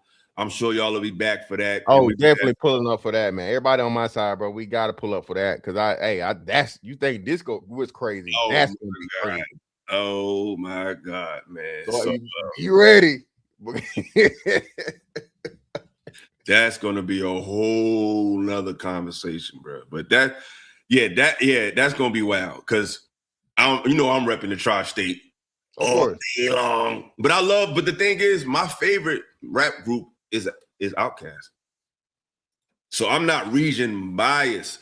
I feel like I just have a regional criteria. Like my criteria is based on the region where I'm from, but I'm not biased by that region. So my criteria is, social commentary, just a vast array of trap. Like I want to hear you talk about a lot of things. So it's mainly subject matter to me because you don't have to be the nicest, but I just want to hear you talk about mad different stuff. And I just feel like a lot of these new artists are one-dimensional. They don't have variety in their music and in their content. It's just same old shit. So Tuesday, I think I'm gonna work on the fly tonight. I think it's gonna be Turntable Tuesdays because there's a lot of things that's been talking. Gene Simmons said something about hip hop and Hall of Fame, and there's a lot of shit to talk about. So yeah, look out for that. And look out for me tomorrow. Me and Asker brother will be collaborating for a movie film club that we're going to be doing every Monday. So please pull up tomorrow. It's going to be lit. The first movie we're going to be reviewing is The Matrix. Classic. So pull up. It's new, exciting. We got some things coming. And like I said, stay tuned. We're going to keep this rolling. Y'all got to come home here with a little bit of decorum. Y'all be wilding. Because Fantastic ain't going to go back and forth. He's going to let y'all go crazy. He's going to watch y'all. Hey, you might do all that. But I'm going to say something. This is our show. We want y'all to come up here, but geez, Louise, y'all got the call. Yeah, man. Hey, and get some good equipment, man. We just feel like motherfucking the teacher from goddamn Charlie Brown. Every time you talk, man, y'all got to get your audio and shit together. Yeah, y'all got to get it together, and y'all got to let each other speak. We have to do it. So with that being said, shout out to everybody. Have a good week. It's fantastic. What you got coming up this week, man? What's up? What you got? What content you got coming out on your channel? Hey, man, same thing with me, bro. Y'all know I'm live every day, bro. I do it as it comes. I don't really pre-select it, whatnot, what have you. But for me, only thing I got for sure, 10-4 Tuesdays on Tuesdays for all my my conspiracy heads, and then Thursday I got like the debate pull-up smoke show. So that's the only thing I got for sure. Anything outside of that, bro, you know what I mean? It's just whatever. But I didn't even realize on Tuesday. I need to chime in with that. Because have you covered the Epstein shit? I just did that last week. I need to go watch that. But I'm doing more things because I had to watch the video. So they got like a 2-hour thing between the interview. So I'm watching that. So it's still more to come on that. What time you doing your show? Because I don't want to overlap. If I'm starting. Yeah, what time is yours? I get off at 5, so I'll probably do something after like 6. All right, cool. So like I'll what time you usually do your 10-4? I'll work it around because like mine's whenever. Mine is like late. As late as like 9 or 10 or whatever. It all depends. But just let me know what yours is, and I'll schedule mine around yours. All right, bet, man. I appreciate you. Fantastic. Peace to everybody. Peace to everybody. Support it with the super chat. We are out of here.